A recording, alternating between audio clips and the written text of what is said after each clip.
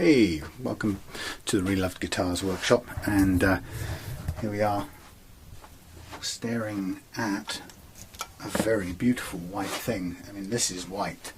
If you ever want to see a white guitar, here it is. This is the Jackson Adrian Smith signature model, sort of super strat, I suppose you'd call it, or strat style. Very beautiful thing, full thickness strat shape with a lovely silk neck, completely white pickguard. We've got a Floyd Rose tremolo here, master volume control, volume and tone, 5-way switch and an HSS configuration, and locking nut up here to go with your Floyd Rose setup. And there you go, that's it from behind. So this belongs to Adam, and I've got it here for, I know I've got it here for a switch out of the pickups. So we're going to replace this with a DiMarzio Super Distortion jobby, which is this one here. Sorry, boing, that one there. And then we've got some Fender Mod Shop Noiseless Samarium cobalt pickups to go in the neck and the middle position. So yeah, that's going to be interesting. They're all the right colour, they all look nice and dark. Just having a sort of look over this guitar in terms of action, I've got a sort of plan on this guitar because it's not straightforward to do this. We're going to change out the pickups, but in the middle of it all also do a very light fret leveling, and well, we may have to. What I've done is, in the condition that it's currently in now, we've got 2.5mm of action down here, about 2 on the treble side. The first fret action is set by the locking nut, so there's not going to be any adjustment there. What I'm noticing is the relief is almost non-existent too, which may have some sort of impact on how the action can be set. If it got any lower with a flat board like this, it'd probably be rattling. And I did a quick fret sort of level check, and what I noticed is that down here on the 11th fret, I don't know if you can hear it, it's quite a fair bit of rattle here, movement. Not too much elsewhere, little bits of it, but nothing major, but there is quite a bit there. So I'm interested to know whether this needs any levelling at all. There's not enough wear anywhere on this guitar to justify or dressing the frets, if you like, just for aesthetics sake or playability sake. But I'm just interested to know if this 11th fret is going to cause an issue if we drop the action down here. Now, on a Floyd Rose like this, the action will be dropped down by making adjustments on these two, what do you call them? Oh, blimey, you know, pivot points on the doofer. Anyway, and I was saying, looking at another guitar yesterday, the interesting thing about these is that it puts an awful lot of stress on this thinnish piece of wood that exists between the pickup and the pickup cavity and the tremolo cavity. You've got the whole full force of the strings pulling it forward, and then you've also got the whole force of the springs on the other side pulling it that way as well. So they're both pulling in this direction, and all of that force goes into these 2 points here. Now again, this is a newish looking guitar, so it's obviously not in trouble, but I've seen quite a few guitars where after many years of use this just breaks through that little bridge of wood and splinters it, and then you're stuck. So I'm not sure if this needs fret leveling, and I'm not going to do it if it doesn't, because I'm not pursuing level frets just for some sort of something to do, and I don't want to create more work. What I've decided to do is I'm going to start by lowering this bridge action here by 1.5mm to see whether we show up any problems. If we do show up some problems, then what I will do is a very light fret leveling. It takes just as long as a major one, but it's we're not looking to take much off. These are very big jumbo frets, which is great. They're ultra high, so we should be able to take down this 11th fret in the area that's causing any problem, if it is causing a problem. So we'll lower the action, give it a playthrough, see if it's causing any issues. If there are any notes that are slightly choky or whatever, then we'll get ready to do a fret leveling. And one of the things that is quite a slight challenge on the normal process, normally what I would do is set the action here, put some relief in the neck, the right amount, and then set the action here. Now it's easy in the sense that I'm not going to touch that. That's easy enough to set. The problem typically is that the truss rod adjuster is down under here, which is underneath the pick guard, so that's made that part of my process kind of impossibly hard.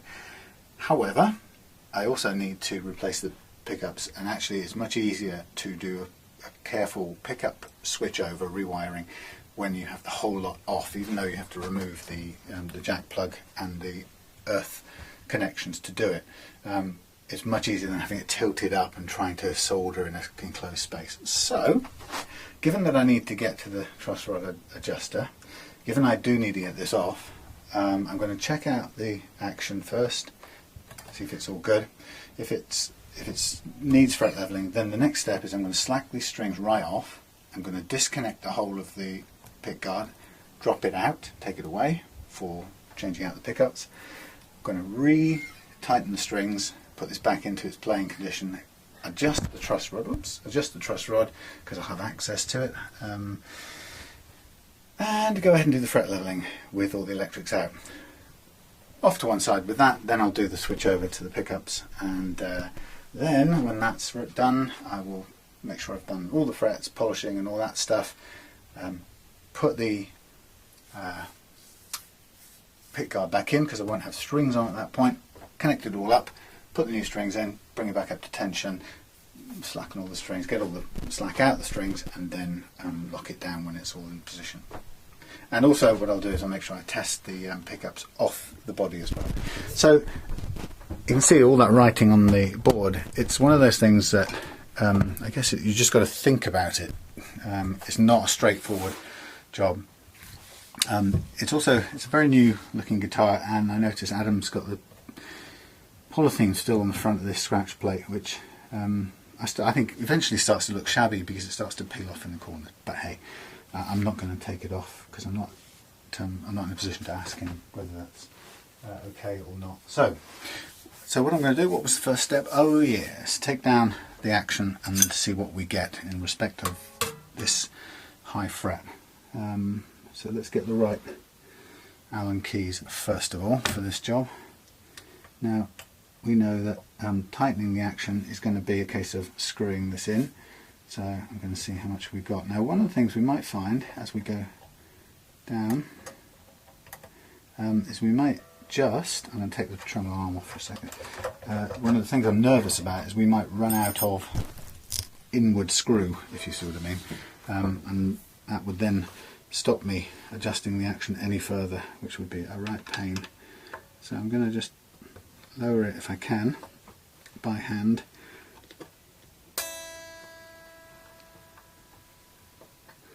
I'm just looking down here. Where's my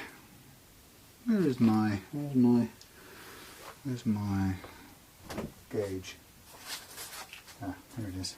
I want to see if that's made any difference. Technically it should be winding it in. Oh, and also I've got to remember to put a block in here before I slacken the strings off, because I don't want this crushing against the bodywork.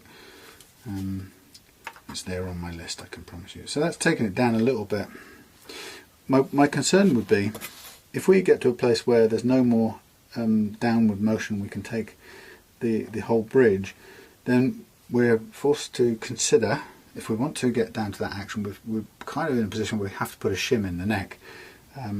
Now all I can assume is that the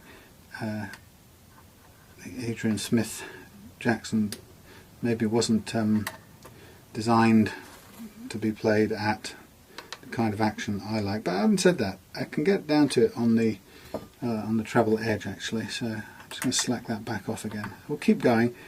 I would like to be able to do it without, goodness, the last thing I want to do really is start putting a shim on a neck like a guitar like this.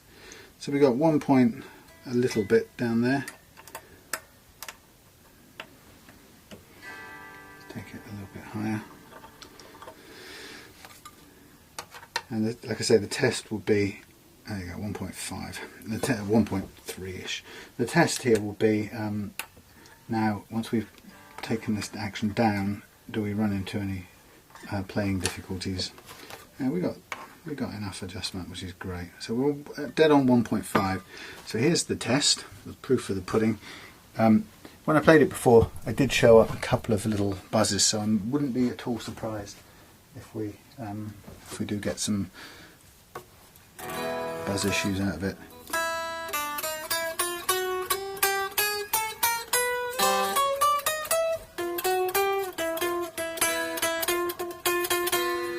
It's this fret that's high.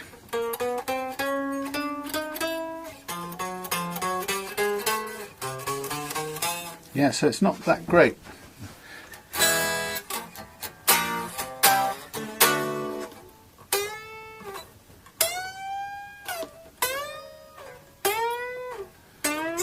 Oops.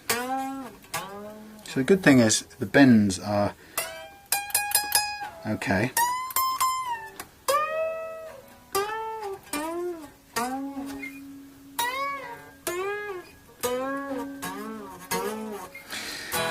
The other thing is, before I do any fret leveling, I'm going to make sure I do the adjustment on the truss rod, because if a small adjustment to give us a little bit of tiny bit more relief in the neck, if that kind of clears up the notes, then I don't really want to mess with the fret leveling. You know, the point being here is that there's no point unless it's instrumental in you reaching the action that you want. You know, we're not looking to do it just for something to do. So first port of call, it plays. The bends are okay. The slightly high fret on number 11, although it's registering as high. See if I can show you it. It's quite a rock. I mean, there is some down here, a very slight amount. Where is it? For example, it's very mild, minor. So there is a little bit, and we could take that off with a very light fret leveling. However, unless it's interfering, then we don't really need to do anything about it. And I think the one thing for me that's possibly contributing to these notes being just slightly less clean than I'd like is the fact there's no relief, or almost no relief, in this neck. So my rule is, until I've settled on the bridge action, the first fret action and the truss rod, I'm not going to do anything with fret leveling. So I have to now move on to the bit where how do I get to do that? Well, I'm going to take off the electrics. So for that I'm going to need to heat up an iron, and I'm going to do this so I can set aside. What can I unplug? Well, I can unplug that because that's charged. I want to set aside the two parts and concentrate on each of them separately. So, in case of working on the action separately from working on the pickup change out. So that's going to warm up. I'm just going to get this piece of sponge wet so I can clean the soldering iron tip. I've got some new strings coming tomorrow so that I can finish off this Ibanez art core for Doug. There we go. Right.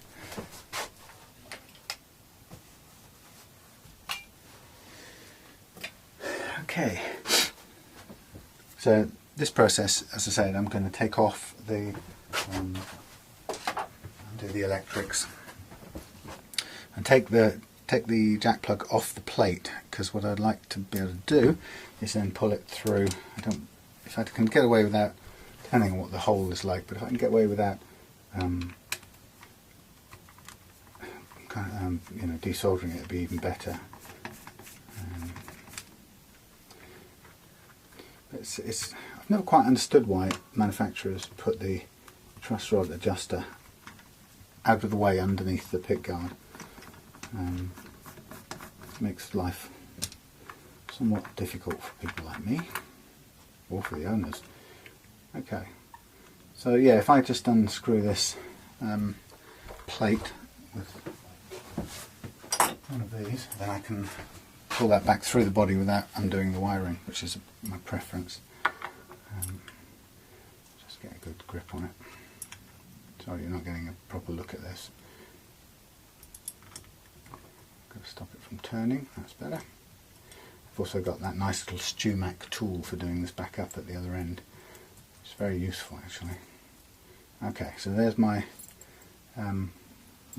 outside part, and the inside part has got a nut on it as well. That's cool.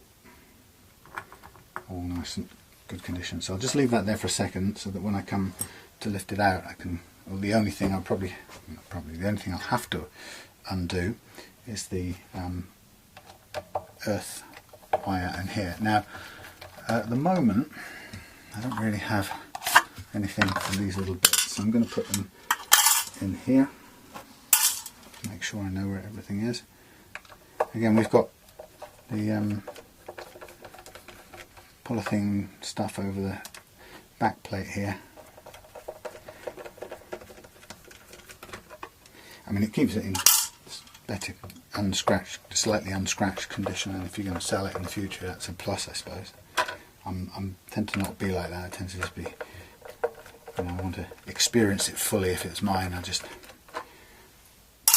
get all that stuff off. But to each their own. Okay,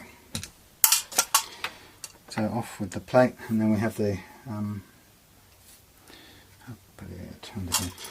have the earth wire here, and we may well be warm enough. Let me just put the power cable back in this a moment.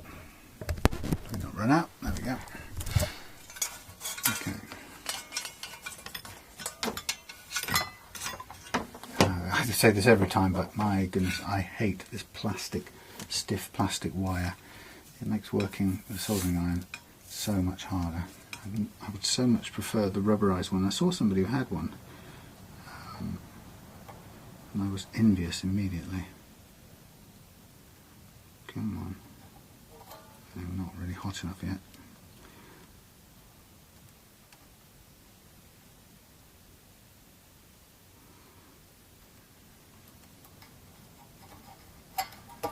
There we go. So that's our thingy undone. Now I want to slack these off, but what I don't want to have happen at this point is for the tremolo to drop underneath there and squish onto the sort of the finish. So I'm going to use my wedgie thing here just to take the weight off it. And you can see it's taken the weight off here. Now I need to also at this point unlock, make sure I've got the right ones. Need to unlock the locking nuts at the end here, and I'm going to take those right off for now because I don't need them until later on. Put them in the pot, and doing this will allow me to keep the tension on the neck when it comes to any fret leveling if we have to do it, because we don't need the locking part of it. Hello. I've got some. Okay. I'm just on the case with this Adrian Smith. It's a bit complicated, this one, because of a number of things, but first of all because we're changing out the electrics, but also because they've beautifully put the truss rod adjuster under there. So I have to get the electrics out first, put them on the side. I know somebody always does. That's nice and solidly in place. Now I'm going to slack off, which means this is going to drop back and rest, hopefully, on this nice little wedge, which saves the, let me just check, saves the metal from getting touched. That's it. Sorry, the plastic. So now I've got to get this all slacked off to lift out that, put it off to one side to put the and work on this and body work on this. And it's a bit of a kerfuffle.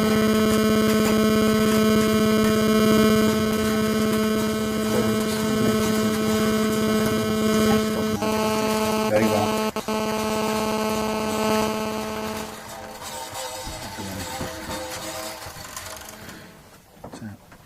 treating these strings as sacrificial.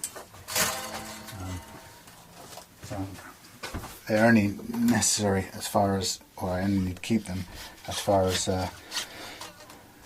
doing the action setting stroke fret leveling. Their kind of purpose is for that, really, and beyond that I don't really care. So what I'm just doing at the moment, before I go in, I'm just going to slack this off far enough to, I don't want to let the wires all the way off, but I want to be able to get the pickguard comfortably out in a short while without any stress, or without kind of dragging it through the hedge of the strings, really.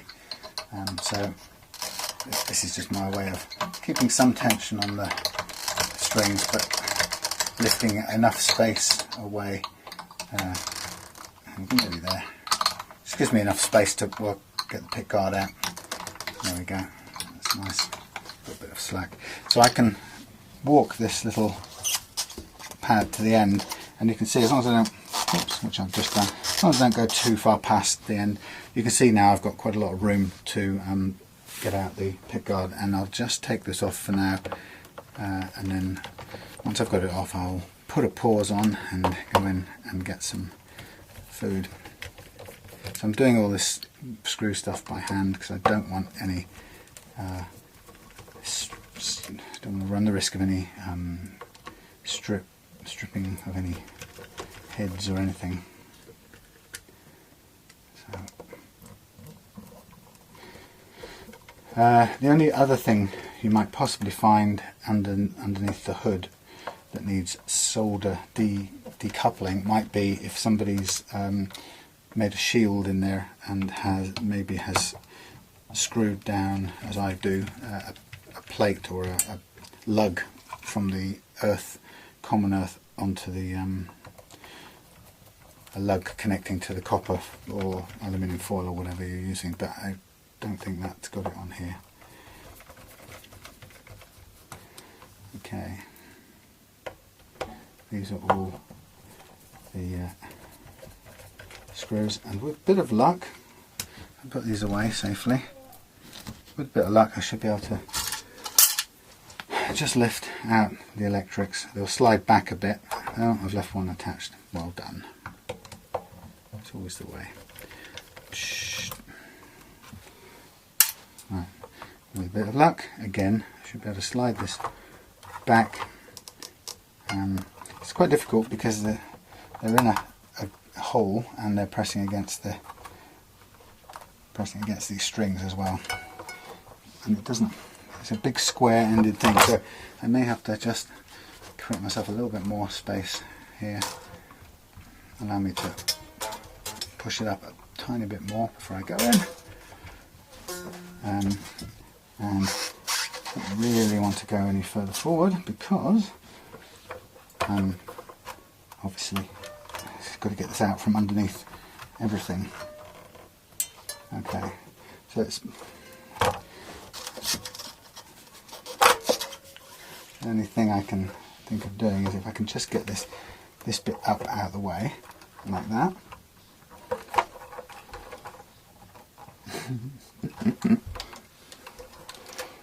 Still got to be even further.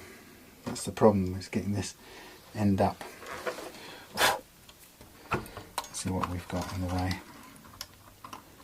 Okay, so it's these front ones that are struggling. They don't want to come out.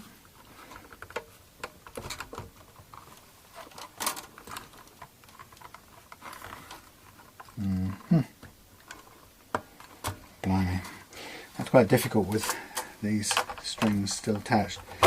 And I don't. If I take them all off, that's the only other thing. What I'll do is I'll take them off and I'll put them manually back on. That way I can get completely clear of the bridge. Just I thought I'd save a bit of time, but obviously I'm not going to. So just let me pull those through. Come on. Got to go in and eat. Just stabbed myself with a B string. It's my pet hate. Every single guitar I've worked on stabs me at some point. Okay, so these are just out of the way for a minute. Okay, and that makes the world a whole lot easier. Not totally easy, in fact, because this thing really doesn't want to come out without taking the neck off, and I really could have done without taking the neck off. So this is a tricky bit, because these have screws that aren't going to come out unless I take the neck off. Well, damnation. Alright, I will have to do that. Thanks, Adrian Smith. I'm going to put you on pause while I go and get something to eat, but that's what's going to have to happen. Neck off, plate off, neck back on, strings back on, tighten it all up, get it under tension, do the truss rod adjustment. There you go. See you in a minute. Yeah, so here we are with, by necessity, the neck off the guitar. There's a little shim in there which will stay put, which is great. And the issue with this truss rod is that even with this off, even when we take off the scratch plate, which I will now do, if I can just remember to take off the t'other bit, we still don't have access to it. So it has to be, sorry, just get the right thing. There we go. Yeah, yeah. Even when we take that off, we still have to make the adjustment on the truss rod blind, which is a bit annoying about these guitars that do that. You know, you can't have it strung up and see the effect of the adjustment, which is just really frustrating, I have to say. Okay, so this doesn't, I thought it would allow me to go all the way through, but it doesn't. I'm going to have to desolder it from that end. This one will come out, that's easy enough. So I will fire up the soldering iron. I'd have to take off the, despite this coming out of its socket, it doesn't come all the way out. So the thing is, you know what it's called, the thing for the jack plug socket. So I have to pull it out and solder it. So anyway, while we're here, so we've got the neck off, and I'm going to want to give it a small adjustment for a tiny bit more relief, and so we're going to do it in the anti-clockwise direction with this one here, and I'm just going to have to hope that it's the right amount of turn, basically, because we don't have much say in the matter. It's not that one, it's another one. I just think that's a really dopey decision, really. I can't see any sorry, I'm tightening it up. Anti-clockwise, yeah. So yeah, I can't really see any good reason for this, so I've just slacked it off a tiny bit. I'm going to hope that, having done that, when we put it back together again and put it under tension, it will be just enough. But if it isn't, we've got to go through the whole rigmarole of taking it off again, which I think makes life somewhat more difficult than it needs to be. I'm just going to hang this fellow up there, safely out of the way, while I take care of the jack plug socket. And here we have it. There's not a lot of room on this, built with, it's pretty tight reach actually, but I have no choice. To get this out, I'm going to need to separate that off and then need to be able to put it back together again when the time comes. But hey, and then we'll just get the electrics out of the way, hang them safely out of the way, and then we'll concentrate on putting the neck and the body back together again to get the get that set up and ready for leveling if we need to do that. Okay, so this will take a couple of minutes to get this heat back up. This is the right one for doing the neck bolts. So I need this out and separate because I want to be able to work on that, change the pickups without the body in the way, so it gives me room to do that. Yeah, how would you decide how much relief to put on the, or how much to slack off the truss rod in order to get the relief you want, if you can't get to it other than by taking the neck off, which means you had to take the strings off, or at least slacken them off so that you take the whole neck off? It seems a bit mad to me. And there's only a few guitars I've had that problem with. Some of the Sun Mustangs have been designed that way. And maybe there's a good reason for it, and if you know that, let me know, because I've never heard of a good reason for it, or I haven't thought of a good reason for it, so I'm sure it's not just done to be silly, because that would be silly. Okay, so I'm just going to line me up to disconnect my the jack plug socket here. Probably still a little bit cool. I know, we get there. So out comes the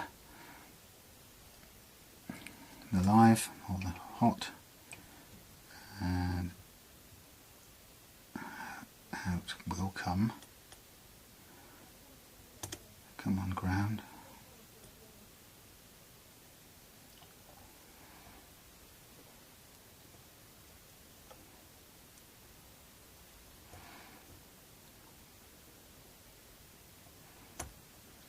That's weird. Sometimes it's hot enough, sometimes it's not.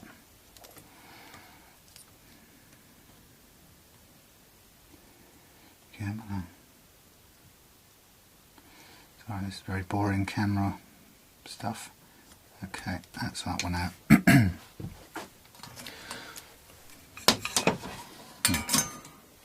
Put that into the pile of things to work with later, and then out comes the scratch plate. I'll put it over here for the time being, well out of the way. Any trouble. Put this out of the way too. Okay, so it's interesting the way it's nicely shielded, or into the shielded paint. There's a few little shards of wood where the hole for the earth wire is a bit ragged. A few bits and pieces, but otherwise nice sort of precision made body.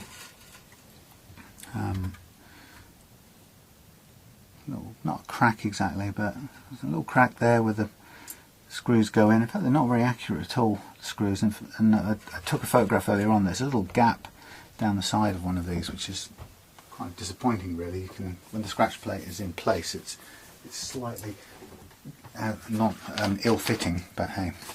So what I'm going to do, just while I've got this off, I'm just going to give this surface a quick wipe down so that any dust and stuff around the edge of the scratch plate I'll take away.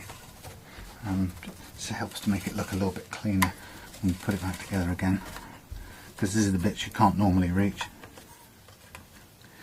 Okay, so that's that. Now the next bit is to get the neck plate back on. Just put that to one side. Having done my little tweak, I'll know pretty soon whether that makes any difference or not to the truss rod behind the relief in the neck. I'd like to say it does, but how would I ever know? Just by doing it by chance. Fingers crossed, eh? So, get this back together again. I'm just gently pressing in. Nice fit. I'm going to turn it over, hold it in place by hand, and I'm going to do this again manually. I'm not going to use a power driver for this. Just drop these in very lightly first of all, get them grounded, or located I should say, and then I'll do them up one by one, and then we'll restring it, and then we'll see what difference we've got in terms of relief. I suppose, just as a kind of principle, is if we don't have the right neck relief, we can take it off, take the strings off, take it off and do it again until we do. I'm just doing diagonals first of all, just to locate all the holes in the right place. There wasn't a lot of force on these screws to undo them, so I'm not going to over tighten them. So, okay, it's a nice direct fit. We shouldn't need to over tighten it.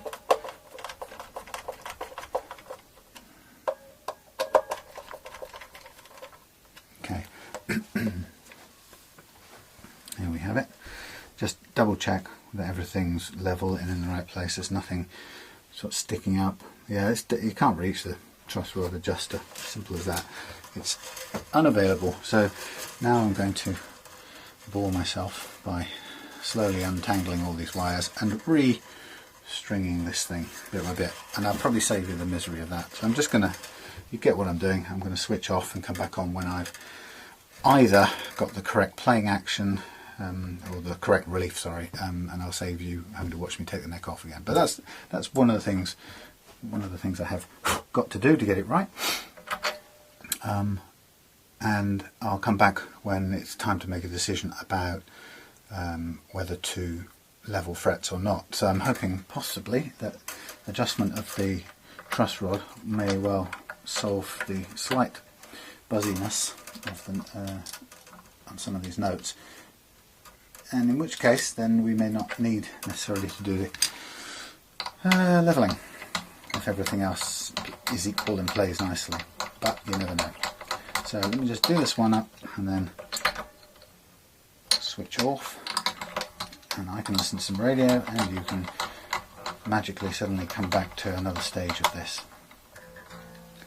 Okay, away we go. The good news for the Jackson setup is, having done a tiny tweak on the truss rod and having set the action down to 1.5 millimeters. I know it's actually higher currently. Okay, let's look at this again. There's 2 there. That's 1.6-ish there. Let's go a bit more. Yeah, it's what's good about it is that it's playing well, and it also doesn't need, strictly doesn't need fret leveling. It's not essential, which is kind of good. Let's just go down with this a little bit more. My scarf now getting in the way. I'm just going to make sure it plays at the sort of action that I want it to. We'll probably run out of tightening space in a minute. Nearly there. Okay, so we're on about 1.25 there. We're on 1.6 there.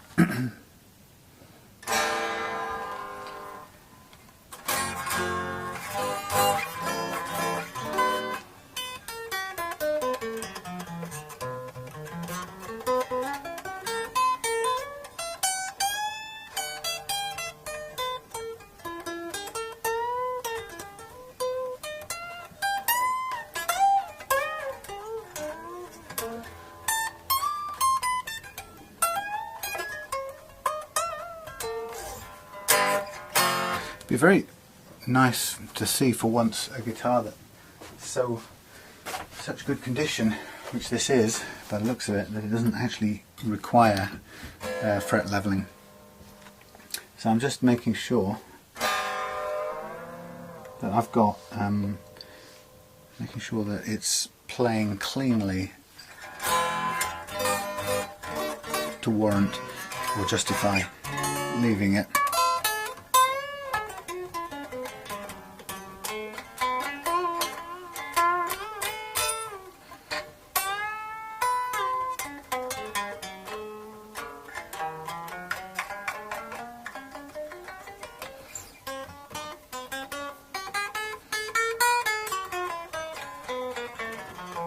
Okay, so the place that I was worried that it may have an impact on was the 11th fret, because it was slightly uneven, but it's not so much that even at this nice low level that it's coming through and having any impact at all.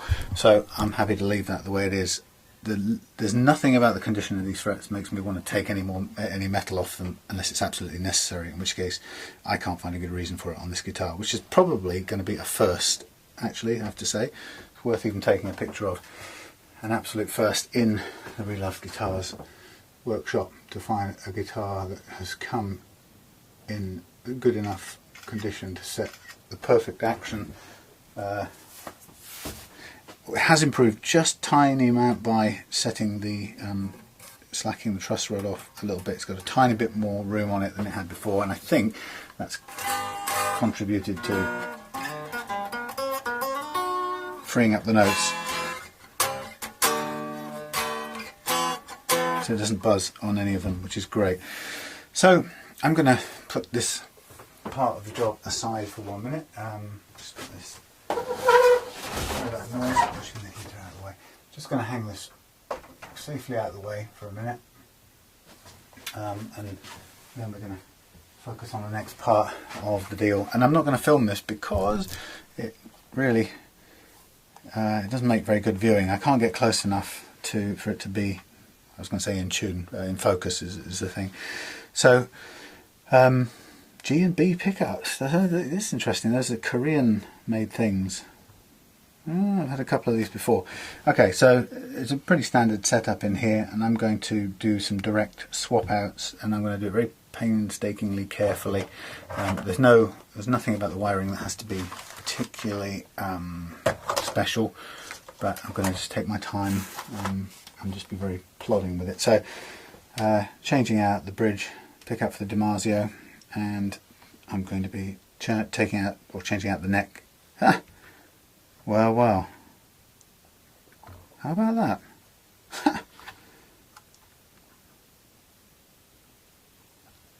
That's something surprised me. I'm just going to take a picture of this for Adam. I don't know if he knew this to be the case. We've got 2 neck pickups in the neck and the middle position.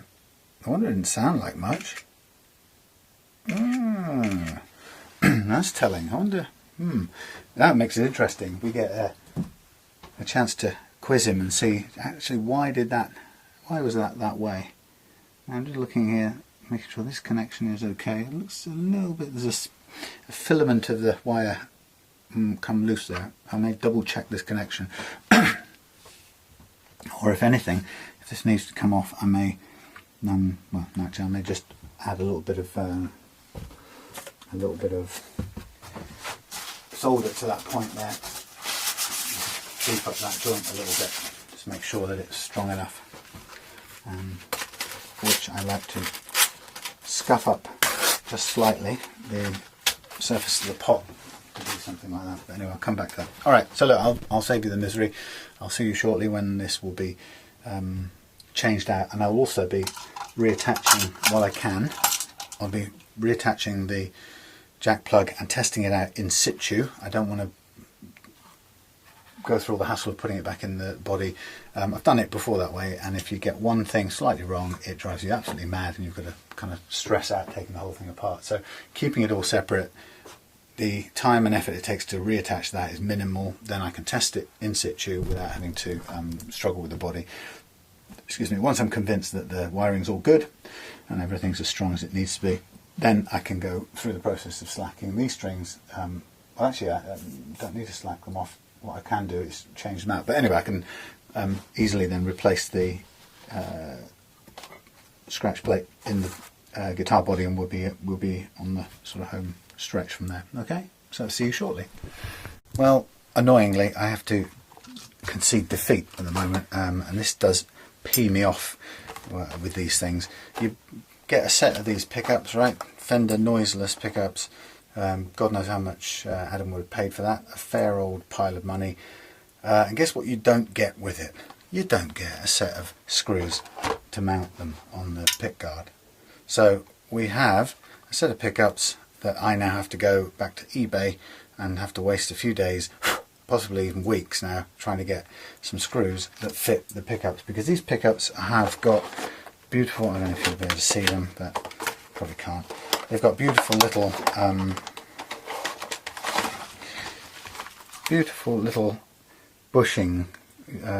bushes there, which are perfectly machined. So unlike the regular pickups where you kind of push a screw through a brass plate and hope it sticks, and eventually it doesn't, and you end up having to solder something onto it to make it work, this little beauty has got a really nicely made bushing to go with it. But guess what? That means you can only put them in to your guitar with a very specific screw. And guess what? It didn't come with these, so I don't have it. So that's put that on hold. So I have the scratch plate sitting here waiting to be loaded up. I've got the body over there empty, waiting to, that's kind of, the setup's nice, but it's waiting to get its electrics back in, and I'm scotched for a few days, so I'm a bit annoyed about that. There's two guitars I've got sort of paused in mid-flow, so I'm going to knock it on the head for now. Yeah, and I will just make sure I'm stacking all my bits and pieces where I know I can find them, and I'm going to go in and do some searching online and find myself the various bits and pieces, or the little screws and springs that I'm going to need to get this job done. So that stuff's safe over there. I've got the tremolo arm which I will attach here, so I know it's definitely there. I'm going to put this back in the bag and take it indoors, and we'll have to put it on pause and just double check there's nothing else knocking around here apart from this, which I'm going to hang safely out of the way on a piece of wire, so at least I know where it is and I know it's not getting knocked over or anything. So, but yeah, really annoying, that kind of thing. And I have to tell you, I've got hundreds of pickup screws, and not one of them fits those bushes. And the point is, I'd need 4 of them to fit, and first of all, not even one fits, let alone 4. So that's that and done. And you know, unfortunately, luckily Adam's not in a rush. I don't think he expects to have this back for any period of time, but I wanted to get this done and you know, out of the way kind of thing. And it's a bit frustrating to have to stop and go on a purchase hunt to find something that will do the job. Anyway, so I'm just kind of going to tie a little. Put this out of the way, hang it out of the way, safe.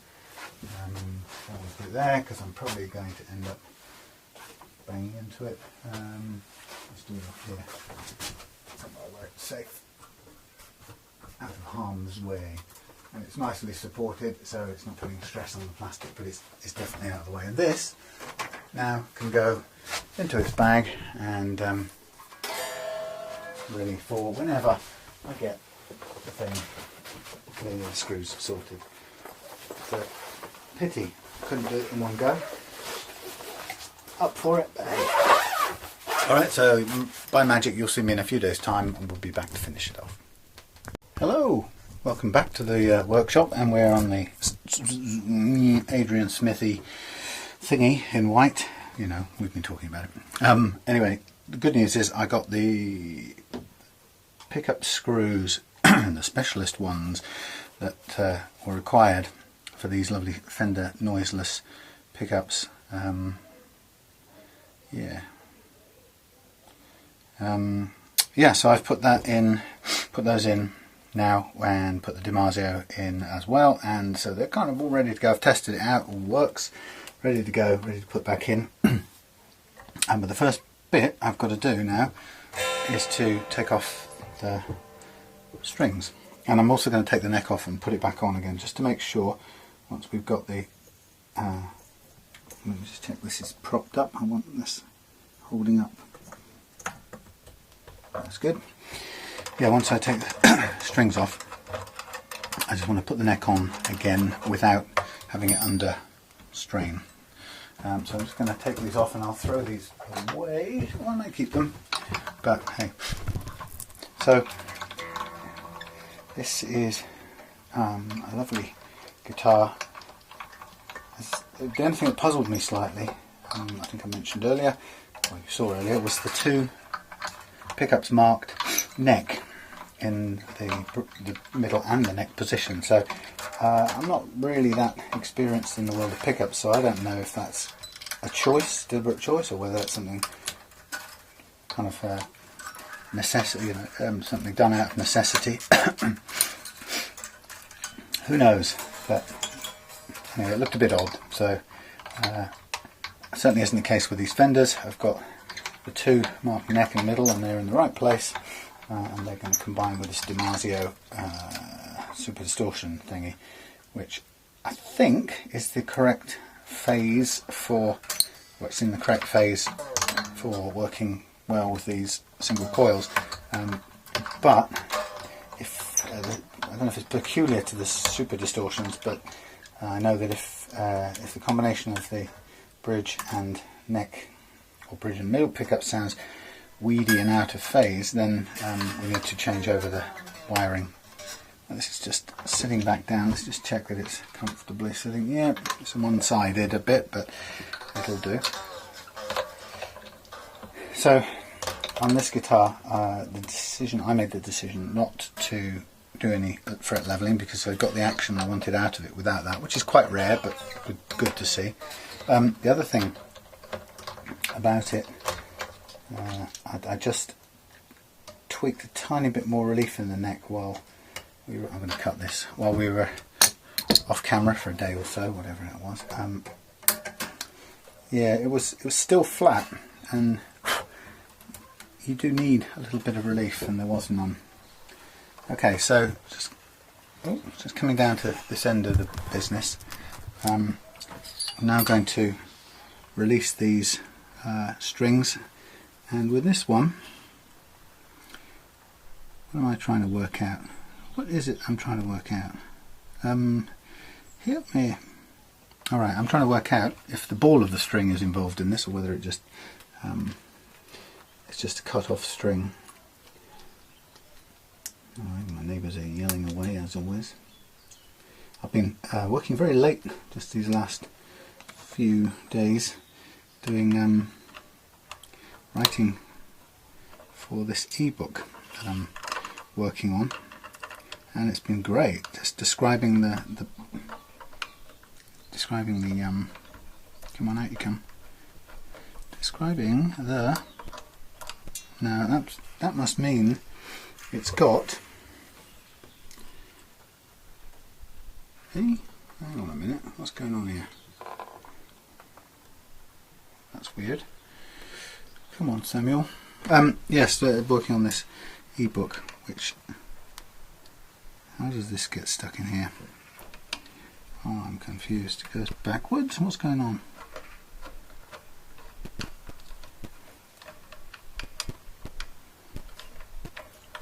Let's see where this goes to. Right, I am proper confused.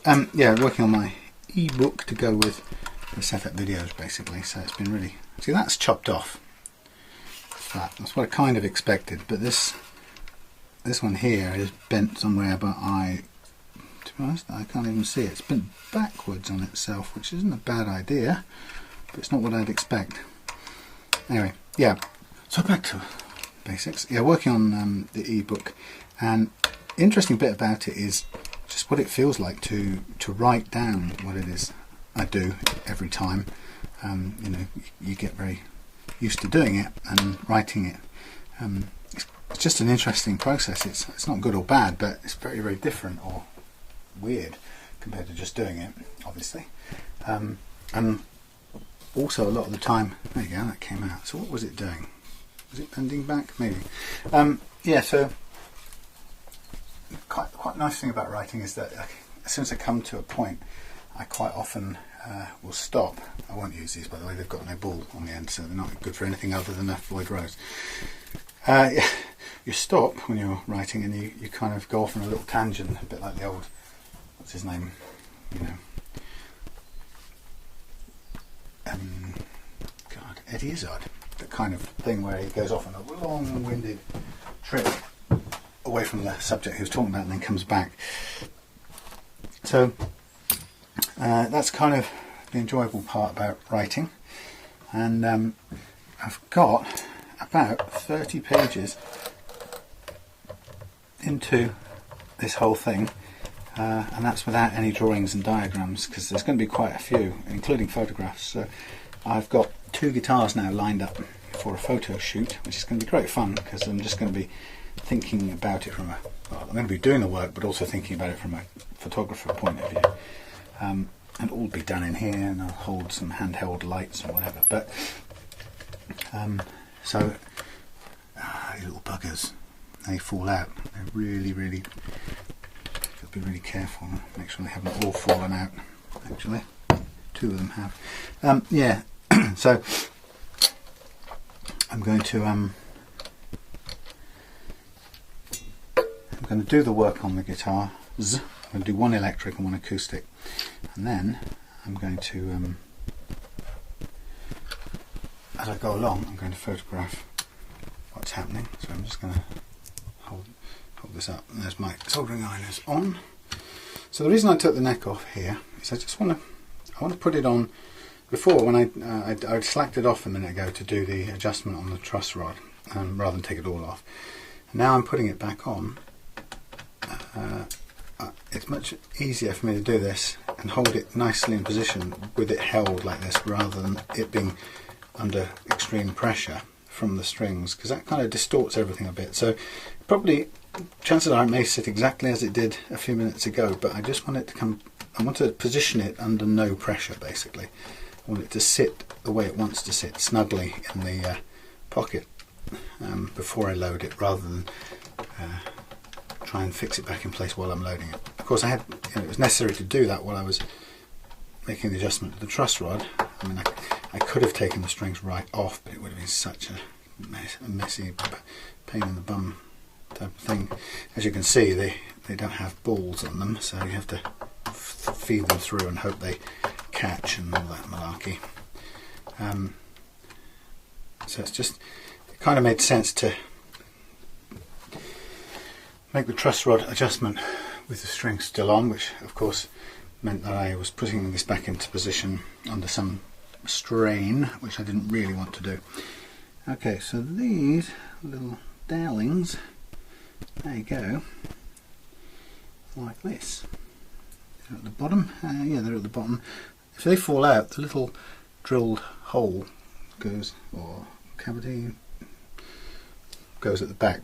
That's where the spring, sorry, the screw eventually comes in and prods it. So I just need to make sure that they go back that same way. Now, I've never quite understood this thing with the Floyd Rose. Some Floyd Roses systems, believe it or not, allow you to thread the string through and the ball sits under there, which kind of takes all the force of the stress, and all that this little clamp here, or this little lever here, does is just hold the string in place. It doesn't clamp it and have to grip it rigidly. This kind of system, where there's no place for there to be a ball underneath, means that the only thing that actually holds the string is this little block, and it means you have to put quite a lot of force into these Allen bolts here, and the whole thing for me is just a bit of a bad design. Otherwise I love the bridge and I love the way it works, but that part of it just seems a bit dopey.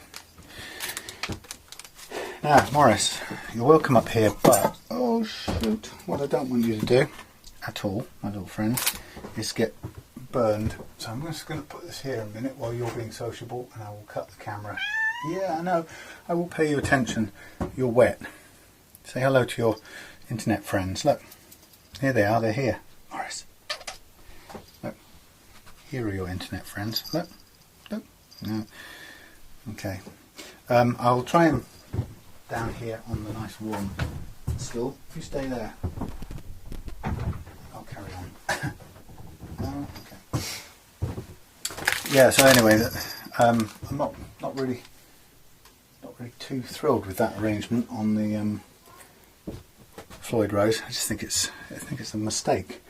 And like I say, the one that I have on my Yamaha doesn't do that. It has kind of a catchment for each of a little, almost like a little pocket for each of the strings. These are the balls from the strings. Come on, you stay there. You're going to get a screwdriver in your head, you fool. Morris. This isn't the time or the place, my boy.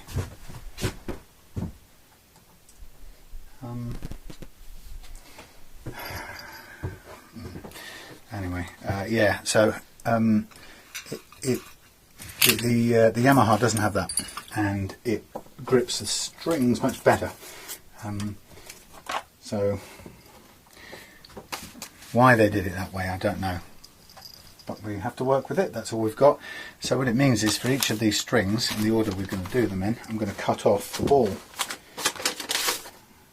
So just literally take it off. Yeah. Ooh, come on. Oh, that's quite solid. One. Here's a little bit. Yeah. Yeah. Two.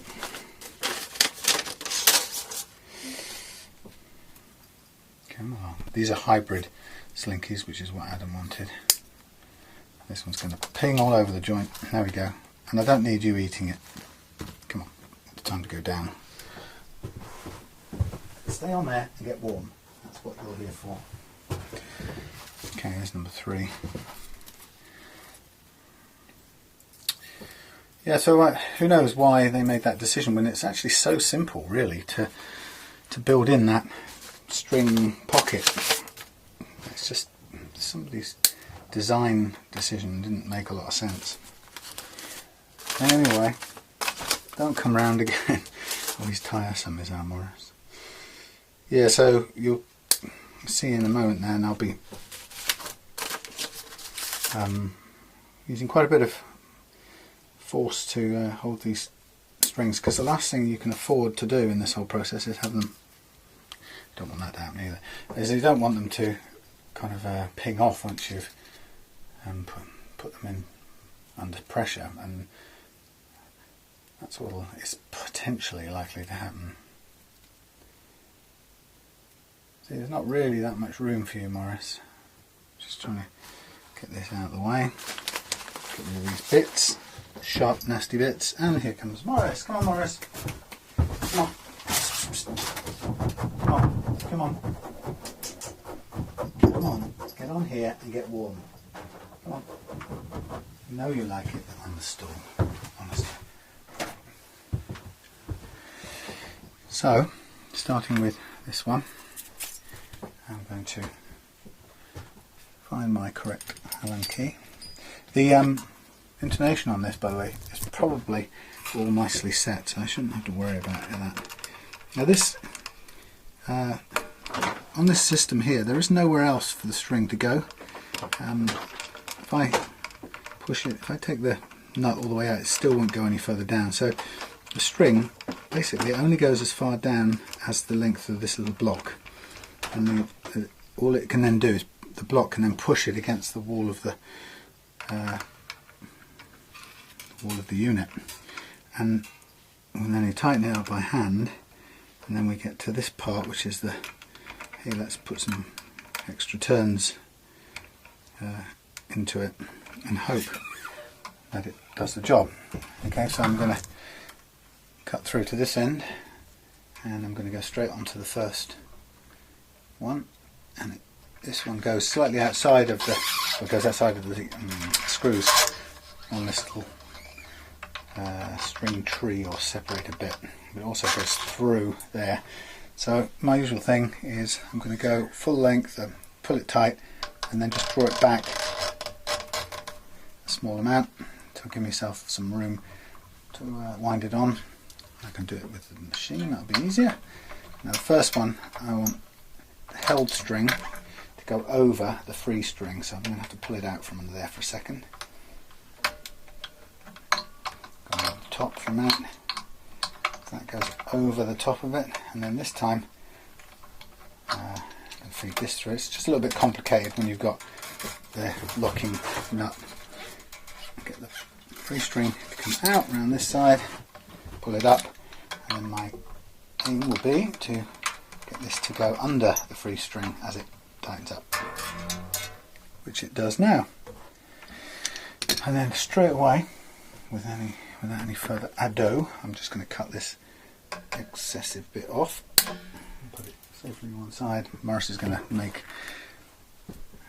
off. So you can see it's holding, it's not a problem, but it just doesn't feel to me like the best technical solution I would have come up with for that. Holding something by pushing it seems a bit, or holding something steady by sandwiching it seems a bit primitive.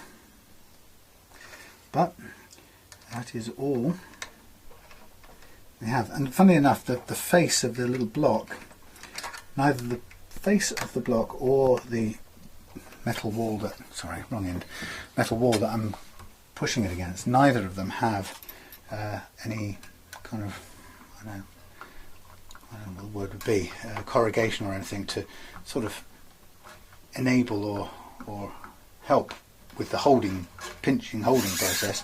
You're just doing it against two smooth faces, which seems a bit dopey. Now I'm just what am I thinking? Okay, let's pull this back.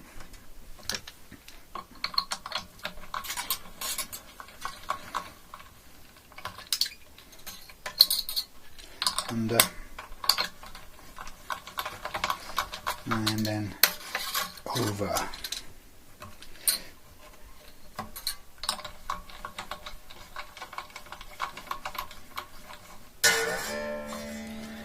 Okay, cut this one as short as is humanly possible so poor saps like me don't end up injuring their fingers. Yeah, so I put a little bit more relief into this neck than it had when we last went off camera, because it was still virtually dead straight. Although it played, I think it was kind of just verging on the too flat for my liking, so that's taken care of. Right, this is jammed a bit. Come on, thank you. I wish the truss rod adjuster had been at the right end of this guitar. Make life a lot easier.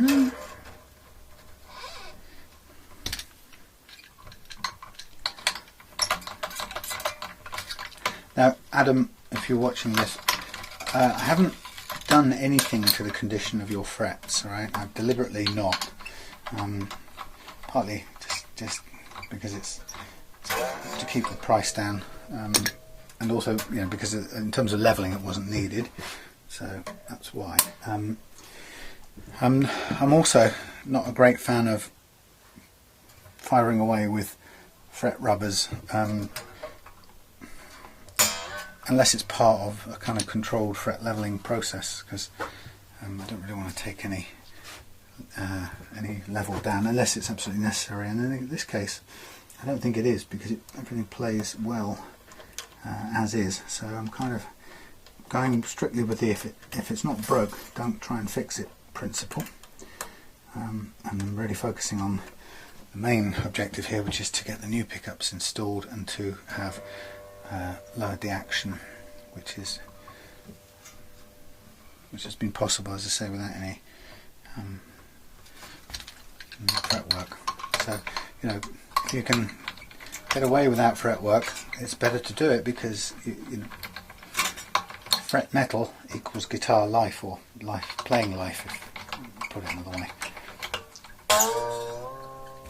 Now, the fun part about the tuning up process that comes in a minute, when I first did it on a thingy Floyd Rose guitar, I was completely under the impression that it was some sort of mysterious black art that you had to do to make it, to get it in tune, and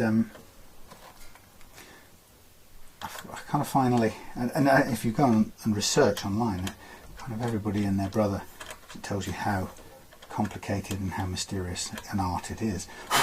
And I think it was when I went to Galeazzo Fredua website, the Italian luthier stroke musician stroke virtuoso in many things. Anyway, I went to his website and or went to look at his video on setting Floyd Rose tremolos, and he kind of made me realise that you just keep tuning it, ideally with a tuner. You just keep going again and again and again until it's in tune and it strikes an equilibrium. There isn't any sort of magical, you tune them a bit over and then they, you know, what people experience when they first string their Floyd Rose and start tuning it up is of course what happens is the thing is in dynamic tension, so that when you tune this one up, it pulls the bridge up a little bit, and therefore the other ones go out of tune. And if you're not confident or patient, you can quickly convince yourself that you're never going to get it in tune and that you're on a road to absolutely nowhere. And it isn't the case. It will tune. You just have to stick with it and keep doing it until that settles down. That's all it takes, is a matter of time and perseverance. But you have to keep tuning the same. You have to keep going back from the low E up to the top E, back to the low E, and doing it reference to a note or a tuner, which will tell you the correct note for each string. So that's my bit of advice. Just have kind of faith. It will balance itself out, but it just takes its own amount of time. And the other thing to remember is there's no mystery to it. There's no special formula. You just keep tuning from the low one up, and it will go out of tune. But eventually, the amount it will go out of tune will settle down and become less and less, until eventually it'll just be as close as you need it to be, and then you can lock down the nut and then make the fine adjustments. And I'll show you how that goes in a minute. I can't believe what I've just done. Oh God, what a plonker. Can you see what I've just done? I've forgotten the important bit. Oh, see, I love this. There you go, live television or live workshop video. What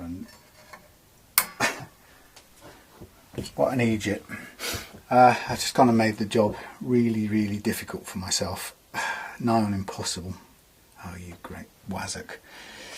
Right, luckily I haven't tightened anything up. You can see what I've done. I've gone and put the strings on before I've even put the pickguard and the pickups in, which is why I've switched on the soldering irons. In the ebook that I've been writing, I was going to write a passage, and I took it out actually, and I wrote this little paragraph that it was warning. It was about, I was warning people not to take their eye off the ball when they think they're coming close to the home stretch, and I likened it to the insurance company's data that seems to, I mean this is apocryphal or whatever, but seems to suggest that the majority of accidents happen within a few hundred yards of the driver's home. And the reason for that is quite unsurprisingly is that when we get close to home, we kind of are likely tend to slack off our attention or let our attention lapse a little bit. And so that's the point, we're going to run into the back of the neighbour's car. Anyway, I took that out because I just thought it was a bit long-winded and making something of an obvious point. Well, based on the strength of this little cock-up, I think I probably should go back and put it in. And probably even make reference to this. Luckily, it's not the end of the world. So what I've got is strings that are nicely attached down that end in good nick. They haven't been stressed, and I haven't put them under major plane pressure. So with just a little bit of, not this, careful, I was going to say a little bit of careful positioning, but it isn't going to be like that. I'm going to just put them off to the side some way. If I treat them nicely for a minute and don't hook them up onto the wiring, put them off to one side and don't get them caught up in all the rafters. This is the biggest worry, of those little hooks on the end. I can just get on with the job and come back and restring them in a minute. But there you go. That's the living example of somebody's brain being switched off and running on autopilot. So I seem to remember that the whole point of putting the soldering iron on was to put this fella back in place and get it connected up. And there are two loose wires on this, which is the way it should be. One goes through the body and goes to the tremolo claw. The other one goes through here and attaches to the thingy and its little plate, the jack plug in its little plate. Now the first bit, the reason I had to take that off is I think I will be unable to place this in here without taking the neck off. That is what's so annoying about this guitar. So here we are again, kind of go backpedaling at 1,000 miles an hour like a wally. Luckily no harm done, just time and effort.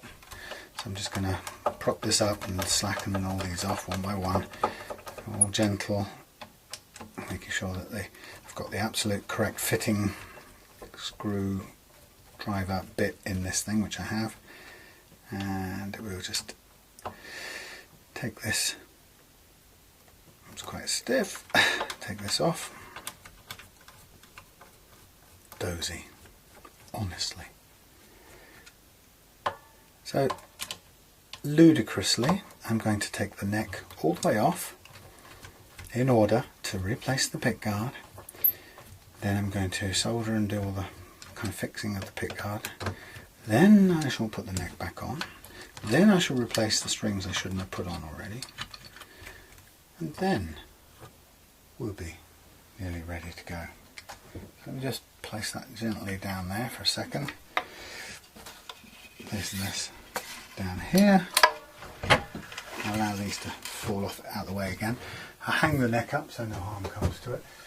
It can sit there nicely. Right, back where we should have been. Now this is always an interesting bit. When you've rewired something, you've got to make sure that all your cables go through to the right places first of all, and then while they're sort of dangling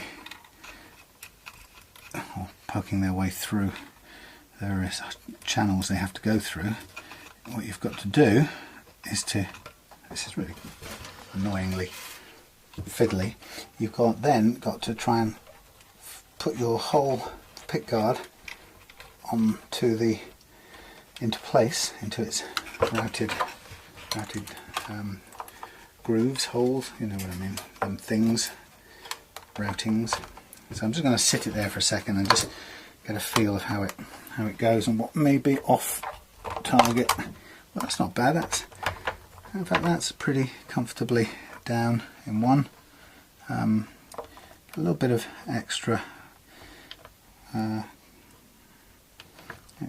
wires, or is it the pickups? The wires and the pickups are just holding it off centre. Now this, as I pointed out before, this has a bit of a bizarre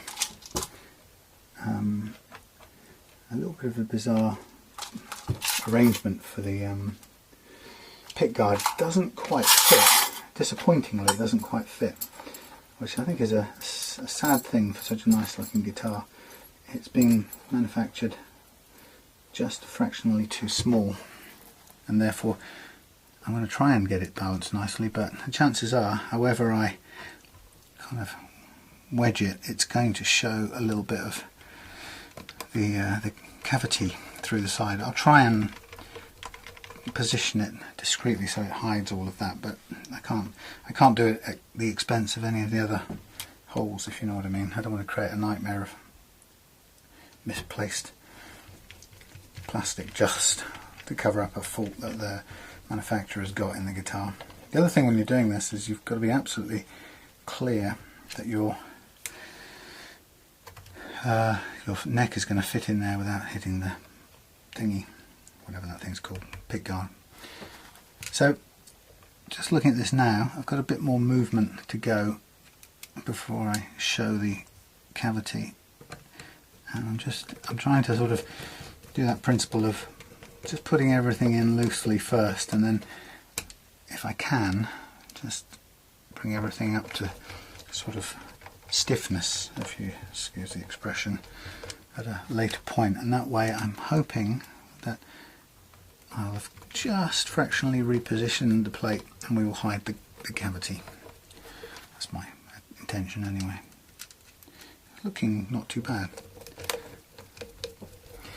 Good. So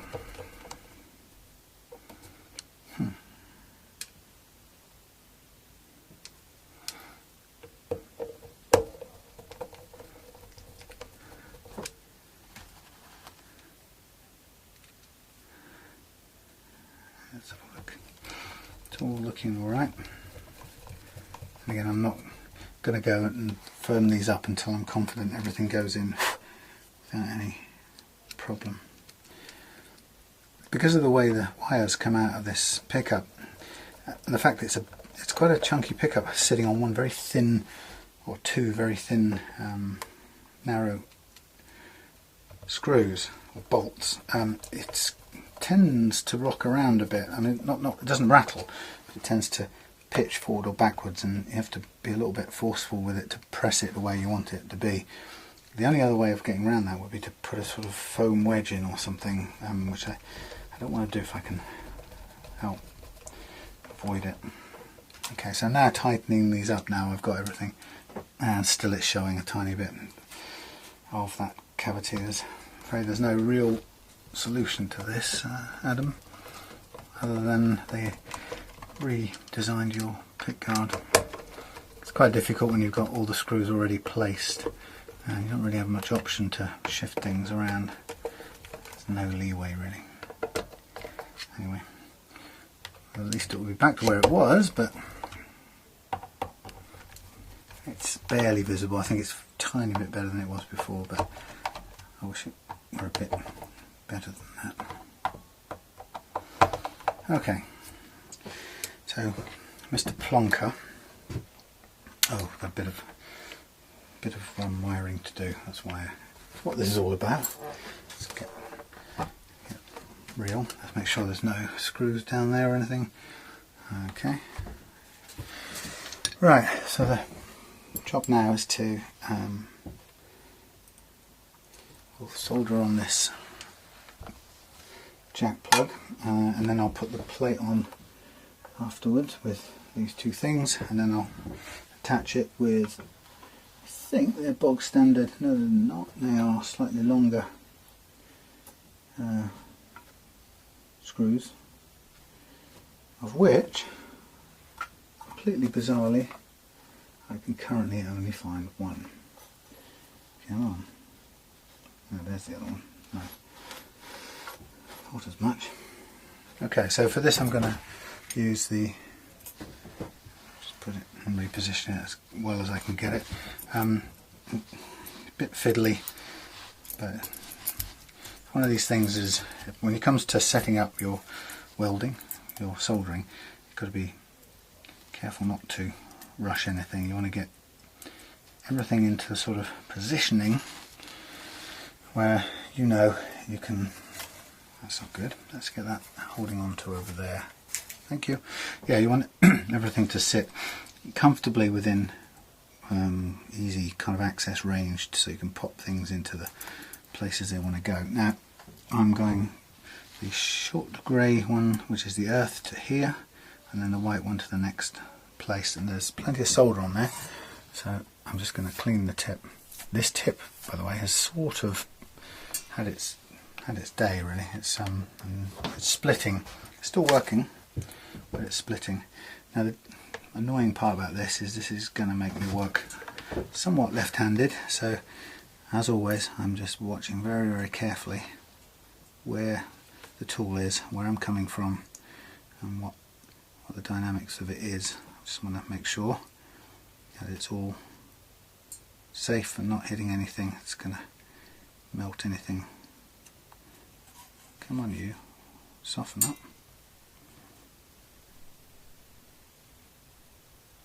Okay, it should be nice and firm.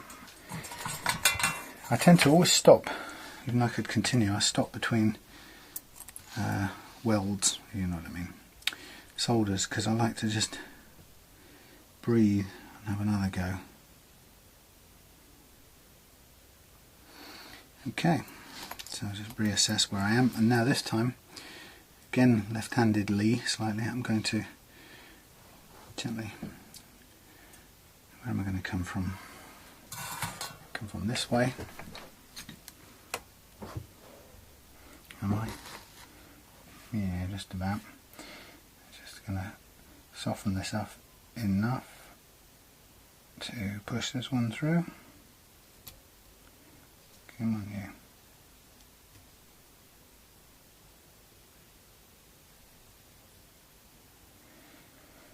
I'm going to have a very close look at this, because this one, well, not of all, but this one most definitely has to be a good solder connection. And right this second I don't think it is, so I'm going to try and put it, take the pressure off it. I'm just going to add a little bit of extra solder to this and clean the tip of the iron as well. Come around here, see what I'm doing. Let's twist that a little bit more, so I'm just putting the solder kind of straight down on it. That's better. Firmly attached. And get the iron out of the way for a moment. There we have it. And on top of this fella we're going to put the washer, and then the nut, which is made in black, so it looks the part. Unfortunately, because of the specialist screws for the pickups, which in fact were only available in silver, the pickups now have silver on them instead of, and also the DiMarzio ones came with the ones of a certain size, so we've only got silver screws on the pickups. Afraid we're going to have to kind of live with it. So I'm just going to tease this back in. I'm just going to check which way up it prefers to be, and it's probably the other way.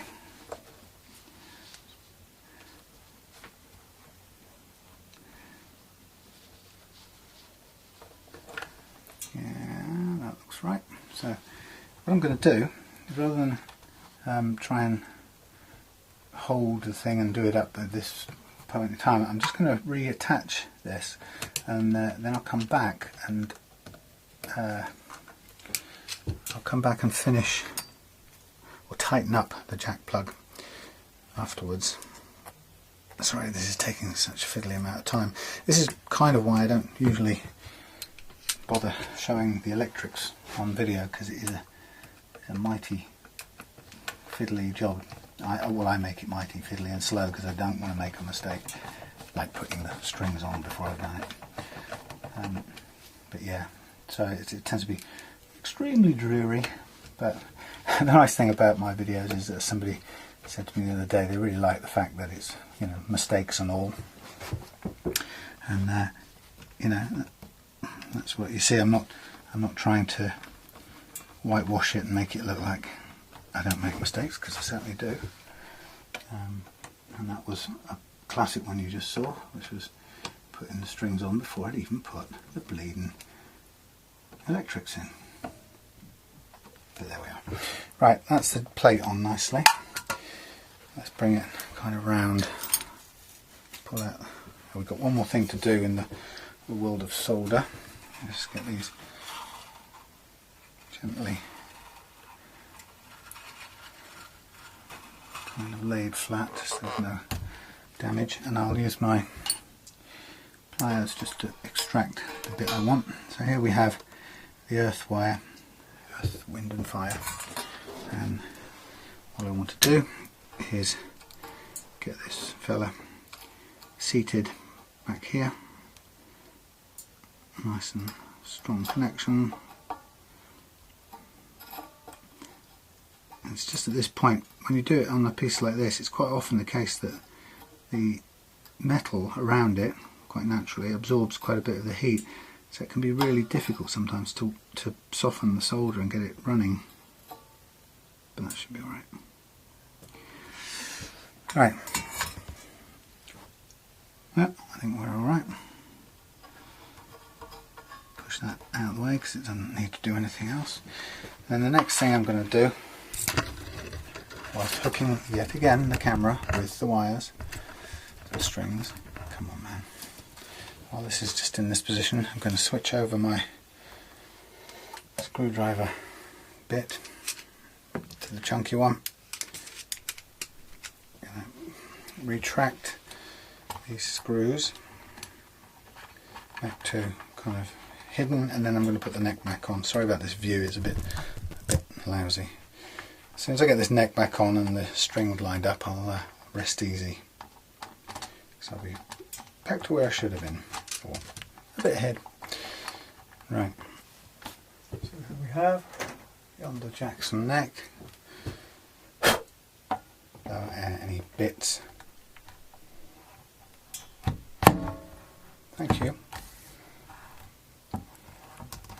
Flattened on, and then it's just a nice, gentle, unhurried process of putting these screws gently back in, going around the four, and just firming them up and positioning the plate on the back as we get closer to being screwed in. Making sure some obvious things like the plate is the right way up, and we're using the right screws and all that. See, I think I'm 100 yards from home, that's what the problem is. Okay, so there's the first one starting to go in a bit tighter, and positions the plate then as you get right into the final tightening up. That's nice. I'm not going to over tighten these, no need, it's a really nice joint on this guitar. Right, and there we have it. Sorry, sweaty hands, but don't worry. So we are ready to go now with the stringing.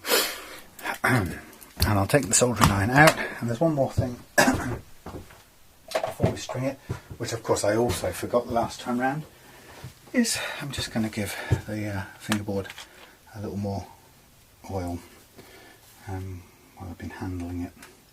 It's probably dried a bit, but there we are. Nice little bit of oil and a sort of little gentle scrub while we're doing it.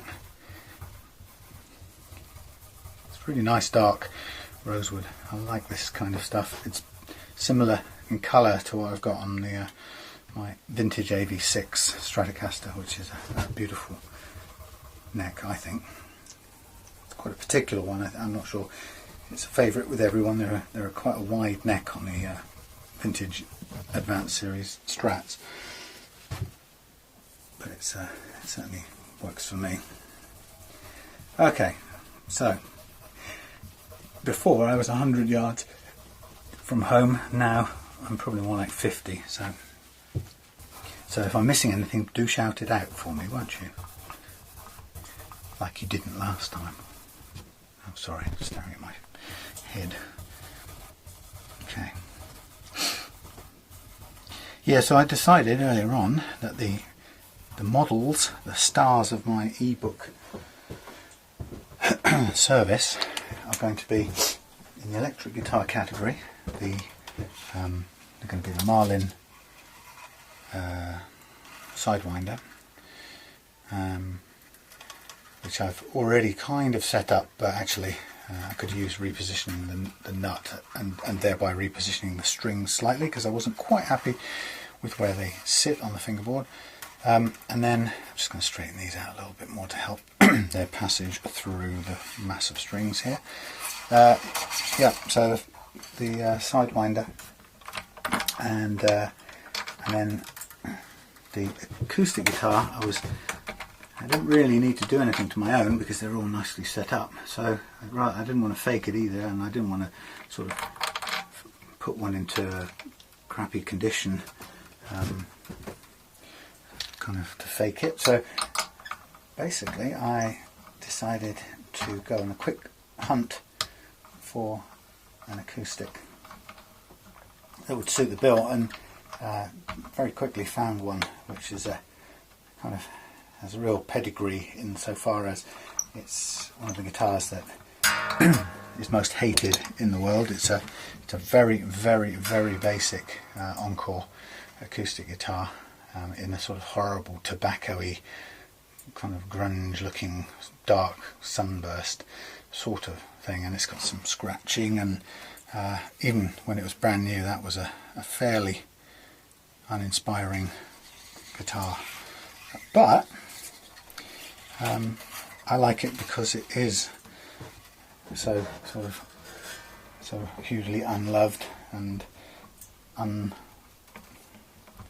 unrated, really.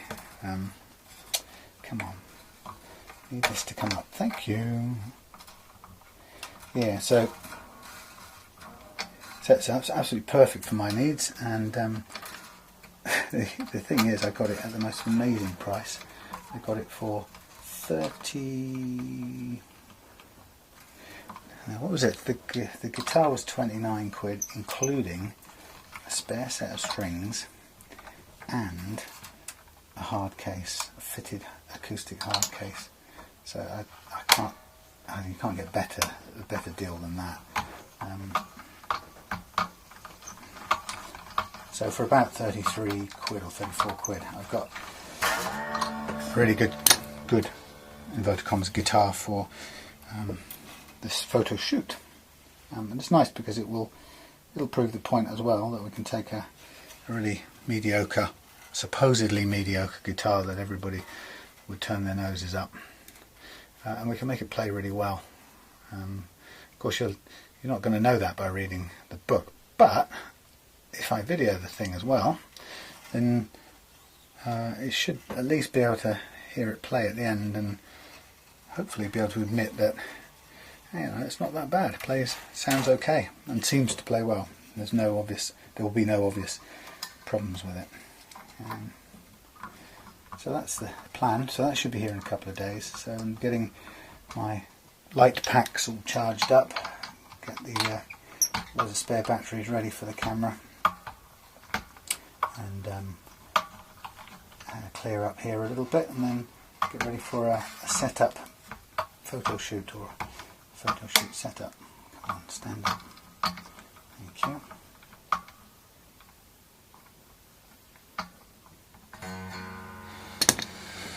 Lovely. We're getting there slowly. Back to where we should have been. Pulling up the driveway now. Smell the dinner cooking in the oven. Now it's very sexist and patriarchal and all that. See the lights of home. See the children dutifully doing their homework. Sorry, what I meant was playing on the Xbox again. Well, ultimately it didn't completely kill off my eldest son's chances, since he's now in Australia on a pretty great opportunity, with a job and everything. So don't let the people frighten you and tell you that Xbox will be the end of your kids' prospects. It will be if they're still doing it when they're 25 and 30, but I think they'll survive it as teenagers.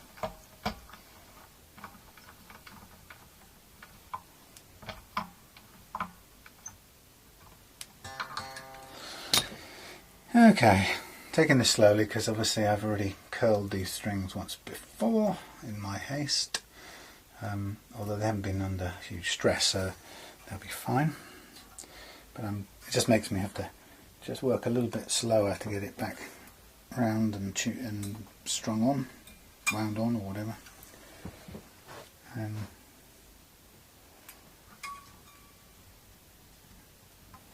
Okie dokie. We are nearly there.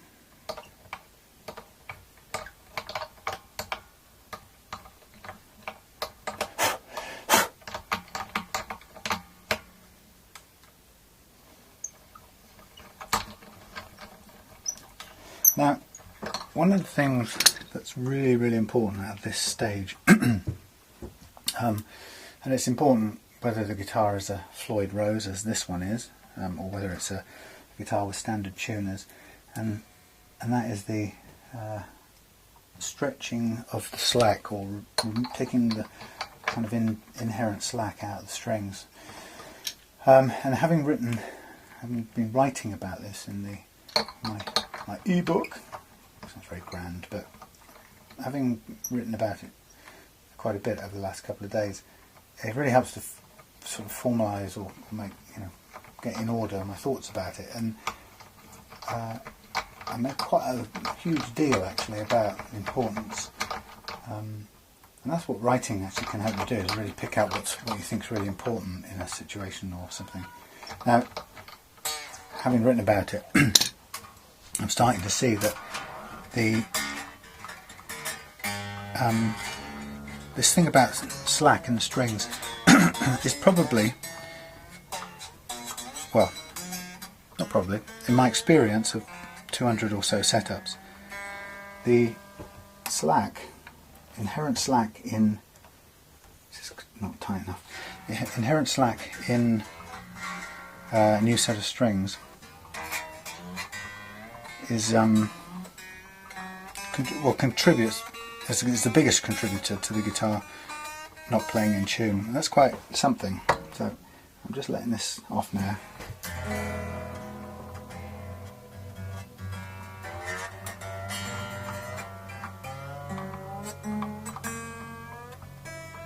Now I've got no idea about the tuning as such, so what I'm going to do is I'm just going to try and see if my tuner will pick this up. I haven't got the actual little Korg tuner in here. Let's start with a note off here so I know I can audibly check it.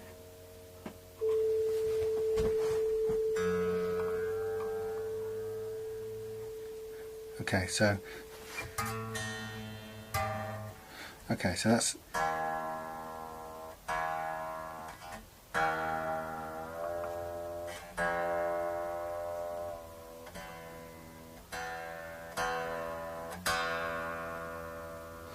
okay. I'll have to put it through the amp to actually make this tuner work.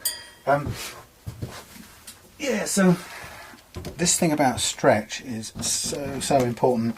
I went through a kind of whole process of thinking through what was important to me in a guitar setup. Well, not even a guitar setup. What was important to me in a guitar? And actually, top of the list, before tone, before looks, almost anything, is the one thing that will guarantee a guitar is pointless is if it doesn't play in tune. Nice. Let's put this next to the thing that will hear it proper. Yeah, so a guitar that won't play in tune is pointless.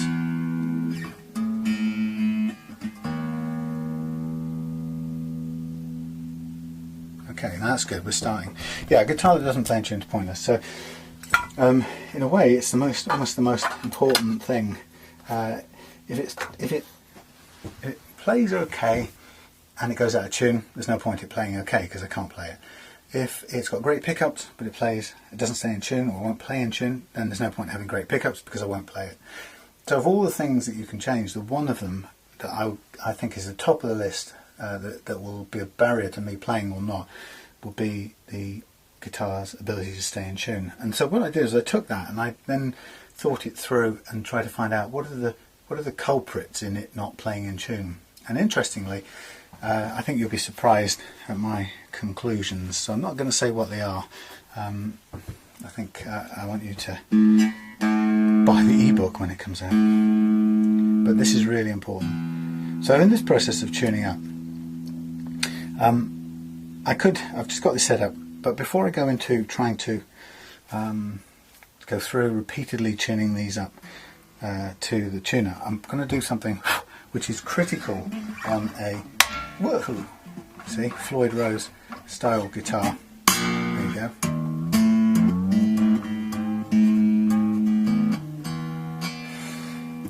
Something that's critical, and that is to get the thing in tune. Okay, or sorry, to get the slack out of the strings. Let's keep my brain in order. So, I don't know if you can see it, but before I do the business of trying to tune it up, and because at the end of the trying to tune it up and reaching equilibrium, what's going to happen is I'm going to lock down the tuners, the locking tuners at the other end. And what I don't really want to have happen is once I've locked them down, I will have done it while setting these little tuning knobs at half mast. And the reason I'm setting them at half mast is because I want to be able to do fine tuning with these. Now if I lock the tuners down at the nut end, lock the nut down, and I haven't taken the slack out, what will happen is the slack will keep on coming out of the string and I'll be finding myself constantly tuning with these little micro tuners down here. And before I've taken all the slack, or the slack has all come out of the string naturally, I'll have run out of adjustment room down here and I'll have to take it off, take off the locking nuts again and go through the whole process again. So rule number one on any kind of guitar, whether it's a Floyd Rose, it's a bit more critical almost, or a basic bridge, Les Paul, Gibson, Les Paul, or a Strat style thing, is to take every single string and do what I'm doing now, which is with the thumb and forefinger pushing out carefully so as not to break the damn things, and there's no guarantee you won't. If anything, this is going to pop out of here, but I hope it doesn't. I hope that's strong enough. But I'm physically trying to bend out the inherent slack in the string. And I want to do this before I start the slow tuning up process to try and reach equilibrium, at the end of which, as I say, I will lock down the nut end. And this may, if you do it properly, this may take 20 minutes or something. Even to the point where, by the way, when you're doing it, you want to just try and take out any slack or stretch that's in these bits up here, all of it is going to get in your way if you can't do it. It's very hard to access, so maybe you just even bend it down a little bit just to try and push out any loose spare slack. Okay, so that's the first one, but I recommend you do it several times, 2 or 3 times at least.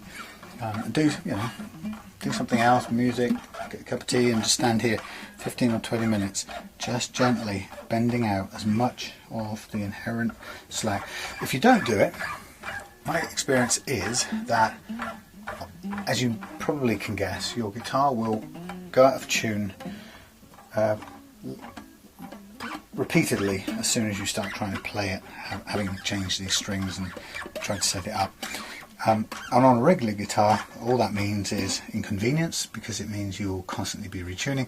It also means embarrassment if you're gigging, because you'll play a solo and bend a note, and then you'll come out of the solo into the verse again, and you'll be the guy who's totally out of tune playing the open chords or something, and it just spoil it, unless you sort of turn your back and desperately switch off your volume and on your amp and try and use your through tuner and tune it up when no one's singing it.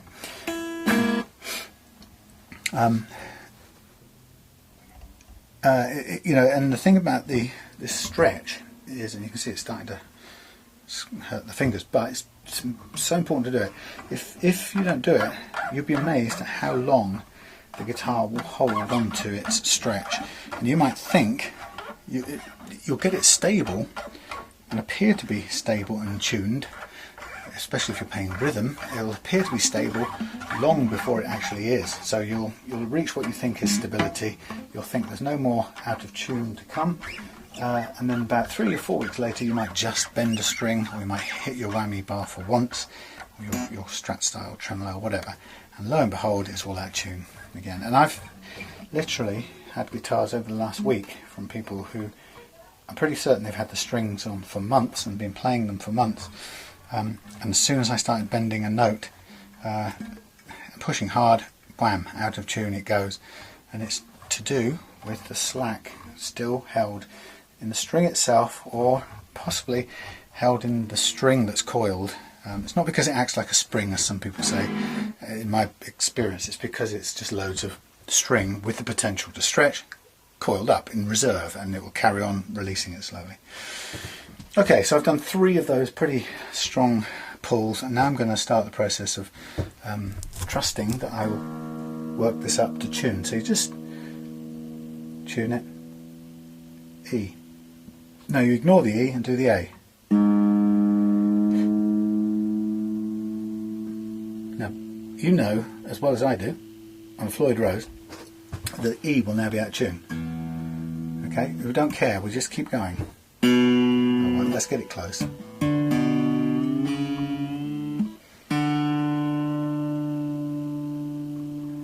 The reason I'm using a bit of relative tuning as well is just so I know that I'm not a whole octave out and end up snapping a string. That's pretty much on.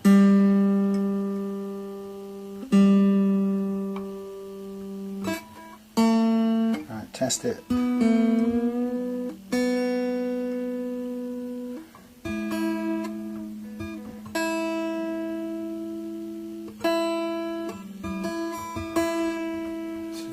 Registering properly. That's better.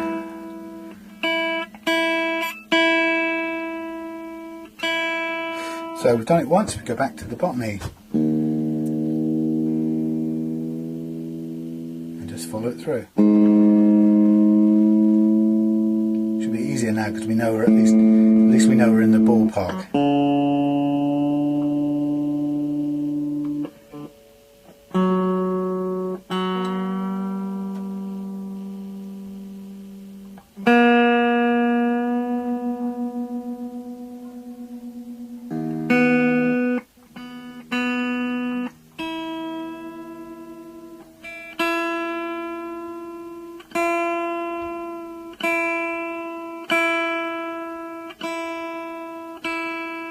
And back to the beginning, and it'll all be out of tune again.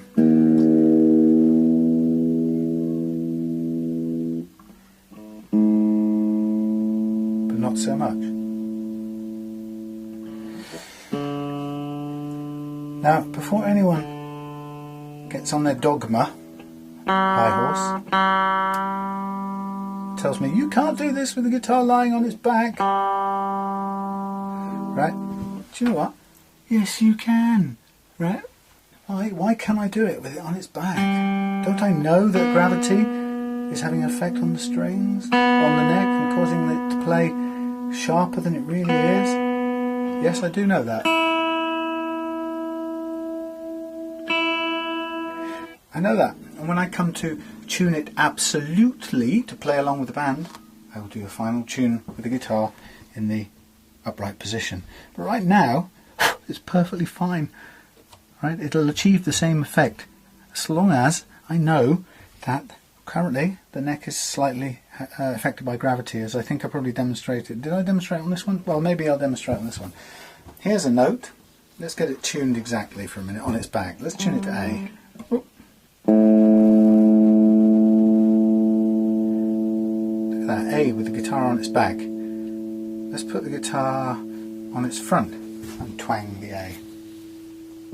Oh look, the neck leans forward, the string slacks off, the pitch goes down. Let's put it on its side. What'll it be? Guess? It'll be still flat, slightly flat. Let's put it on its back.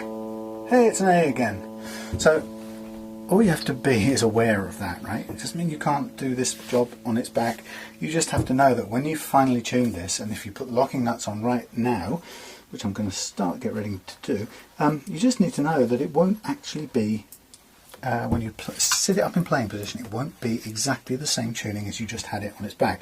So before you lock it down, just tune it in the standing up position, make sure you've got it there, and then you can make any minor adjustments anyway with your little doofers at the end here.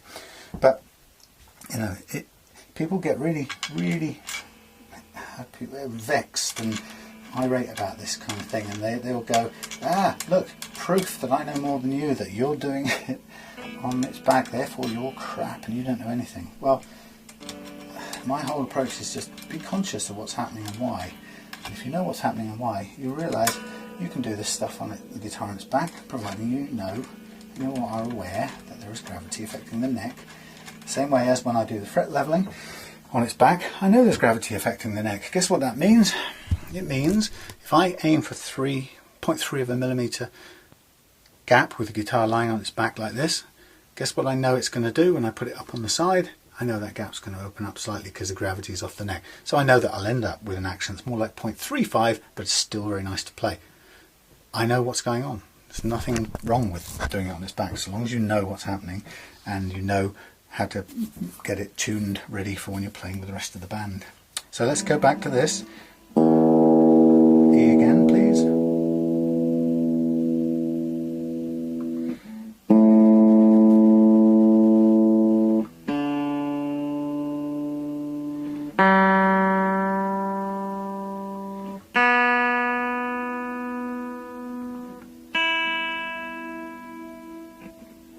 Sharp.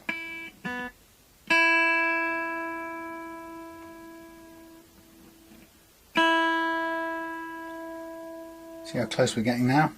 It's just equalising itself, or reaching its own equilibrium, I should say.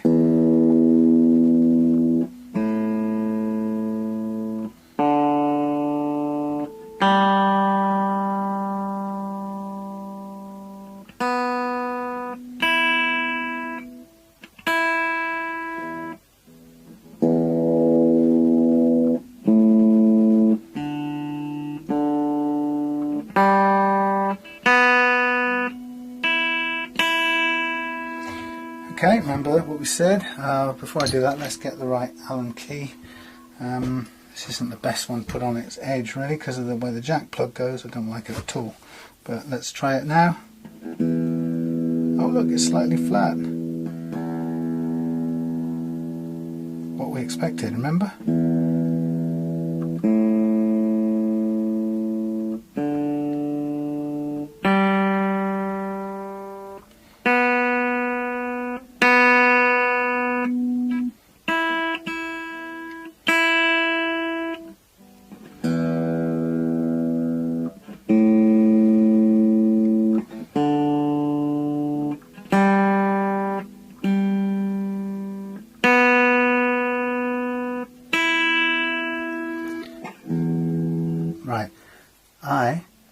and where I want to be. So before any further ado, I'm going to lock these little locking nuts at the other end down. And once you've locked them, all that means is tuning from now on will take place at the bridge end. So we can now get the perfect tuning we want.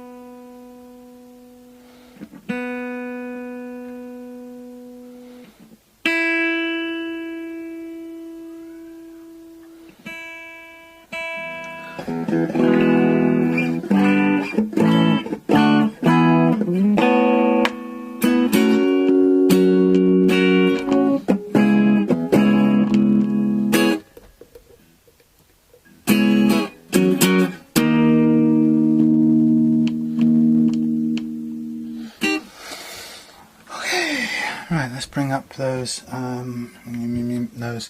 thingies, pickups a little higher, because the tone, or the output is a little bit low for my liking. But then again, it's up to the individual how they like it. This is a subjective thing, I tend to find, so it's worth knowing that you can balance it whichever way you want. What I'm going to do just for a second is I'm going to put the strap back on this, because of the way the jack plug comes out of the bottom part of the guitar, it doesn't lend itself very well to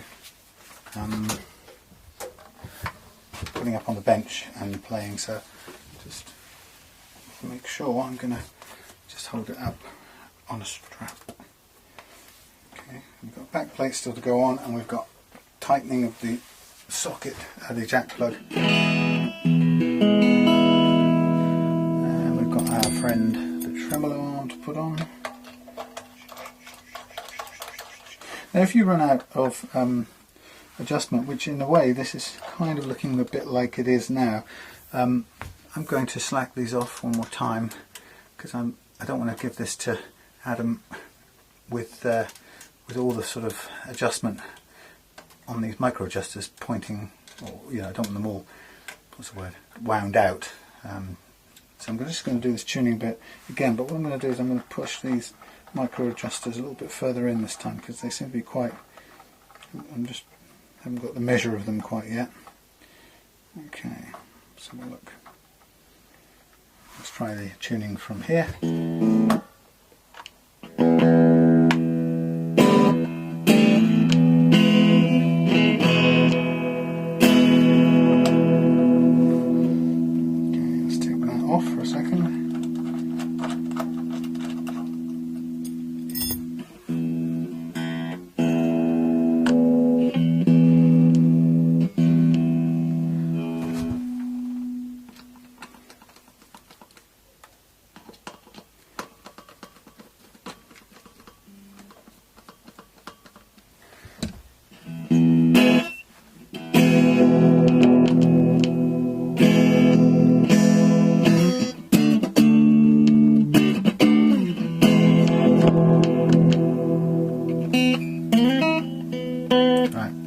Yeah, let's just get this right again.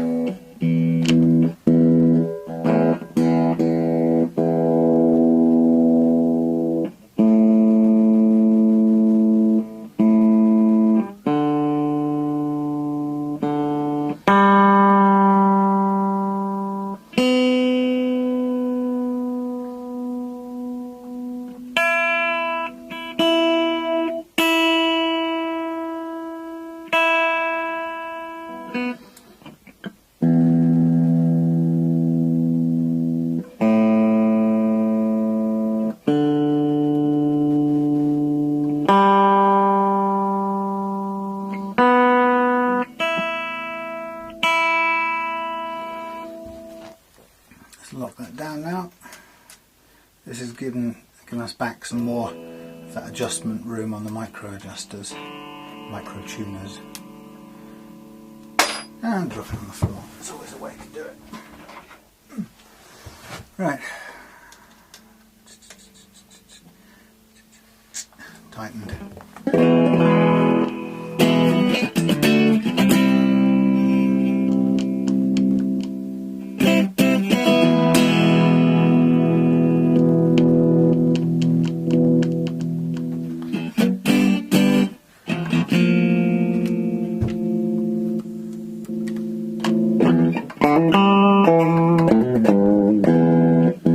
Let's now micro tune it.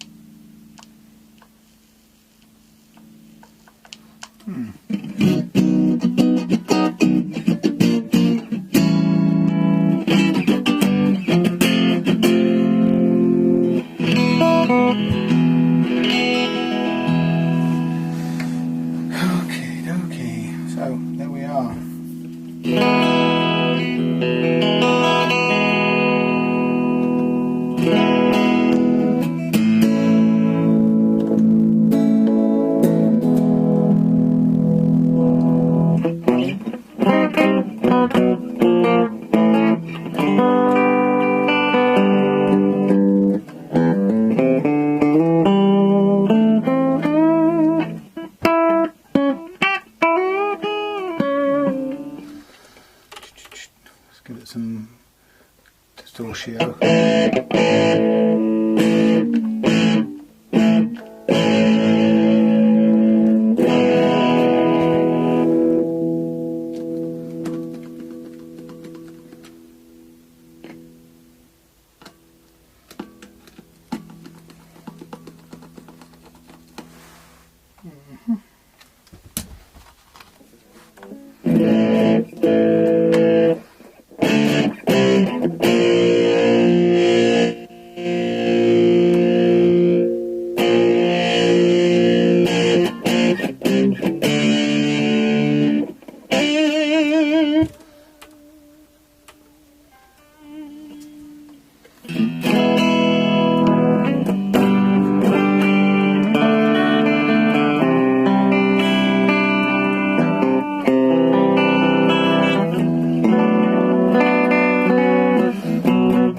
Okay, anyway, so there we are. A couple of little tweaks to do, but I'll do those off camera. But there we have it. The Fender Noiseless pickups. We've got sort of balanced in volume there.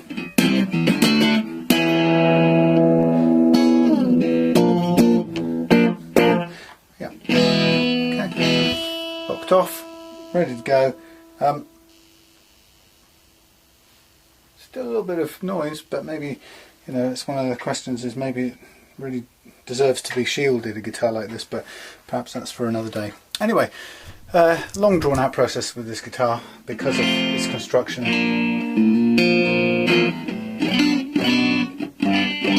But a pretty guitar nonetheless. I just want to check one final thing, whether we need to do any more downwards movement with the bridge, and yeah, it's quite high actually the way it's standing. Let me just check the amount of backward pull we've got on this, because it may be too much.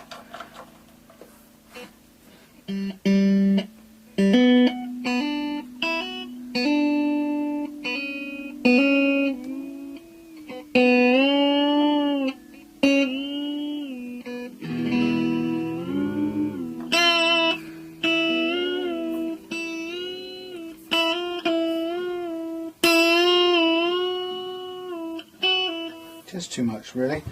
That's why it's sitting higher. In reality, what I would want to do is take some of this pull out of it, because a sort of conventional good pull, or a good range on the tremolo like this, sorry, look at the guitar, will you? The conventional, you'd expect to get a tone and a half on the G, a tone on the B, and half a tone, semitone on the E, and this one's doing quite a bit more than that, which is why it's also, the action has moved up. So under tension it's moved up quite a bit. Well, there's an interesting little tale. Went into a bit of a funny tailspin there. My faith in Mr. Galeazzo Frudua shaken for a moment and not quite restored.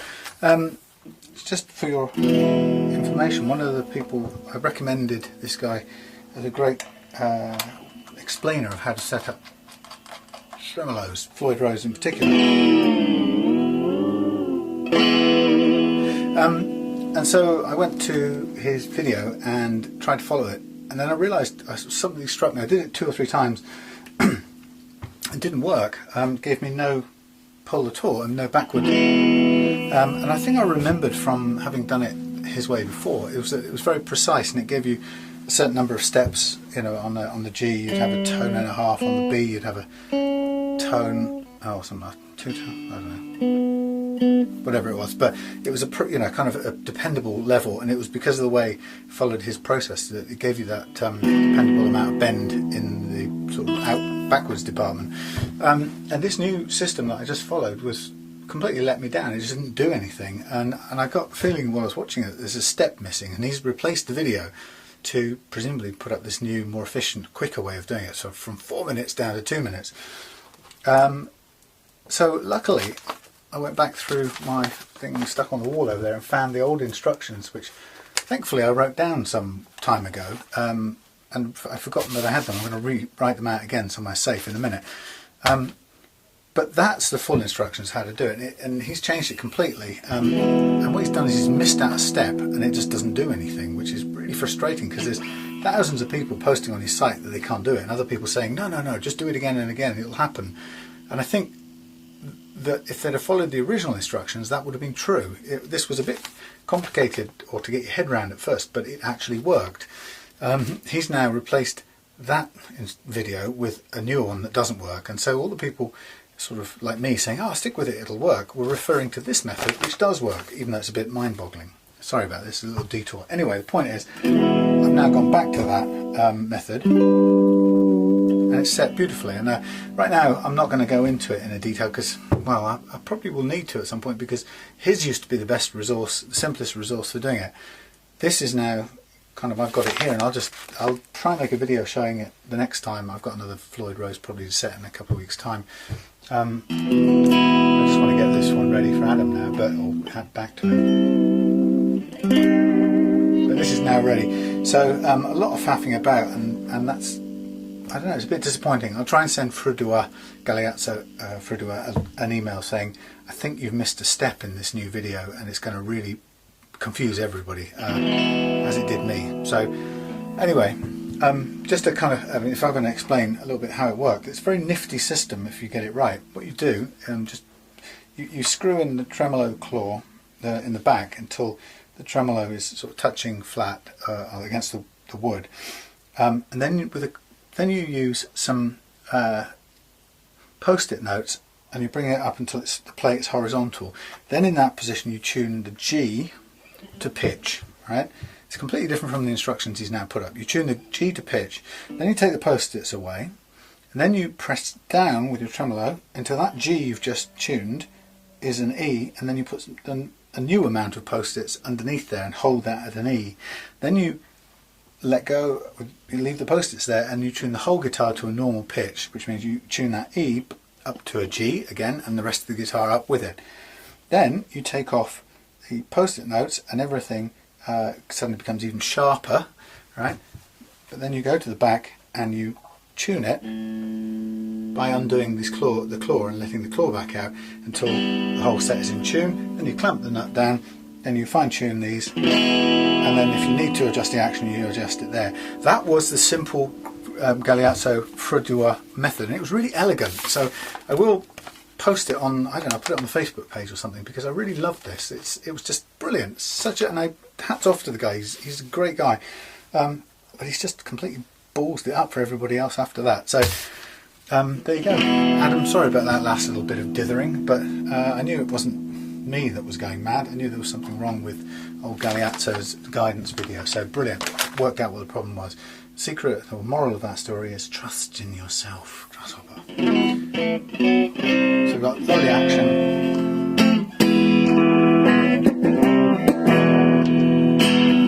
Nice new pickups, everything working as it should. Just going to put the back plate on, and then we're done. So thank you very much for sticking it out with me, including my cock-ups along the way, and including the that last little confusion. But I'm so glad I found this again. Yay! There you go. I'm Sam. This is Real Love Guitars Workshop. I'll see you shortly for another interesting one. Maybe the next one that we'll see, will it be a customer's guitar? Actually, the next one we see may well be my two setups for the ebook. Oh, I think this is be interfering. Oh, I'm so sorry. I've got this all wrong. Anyway, yeah, I'll cut this short now.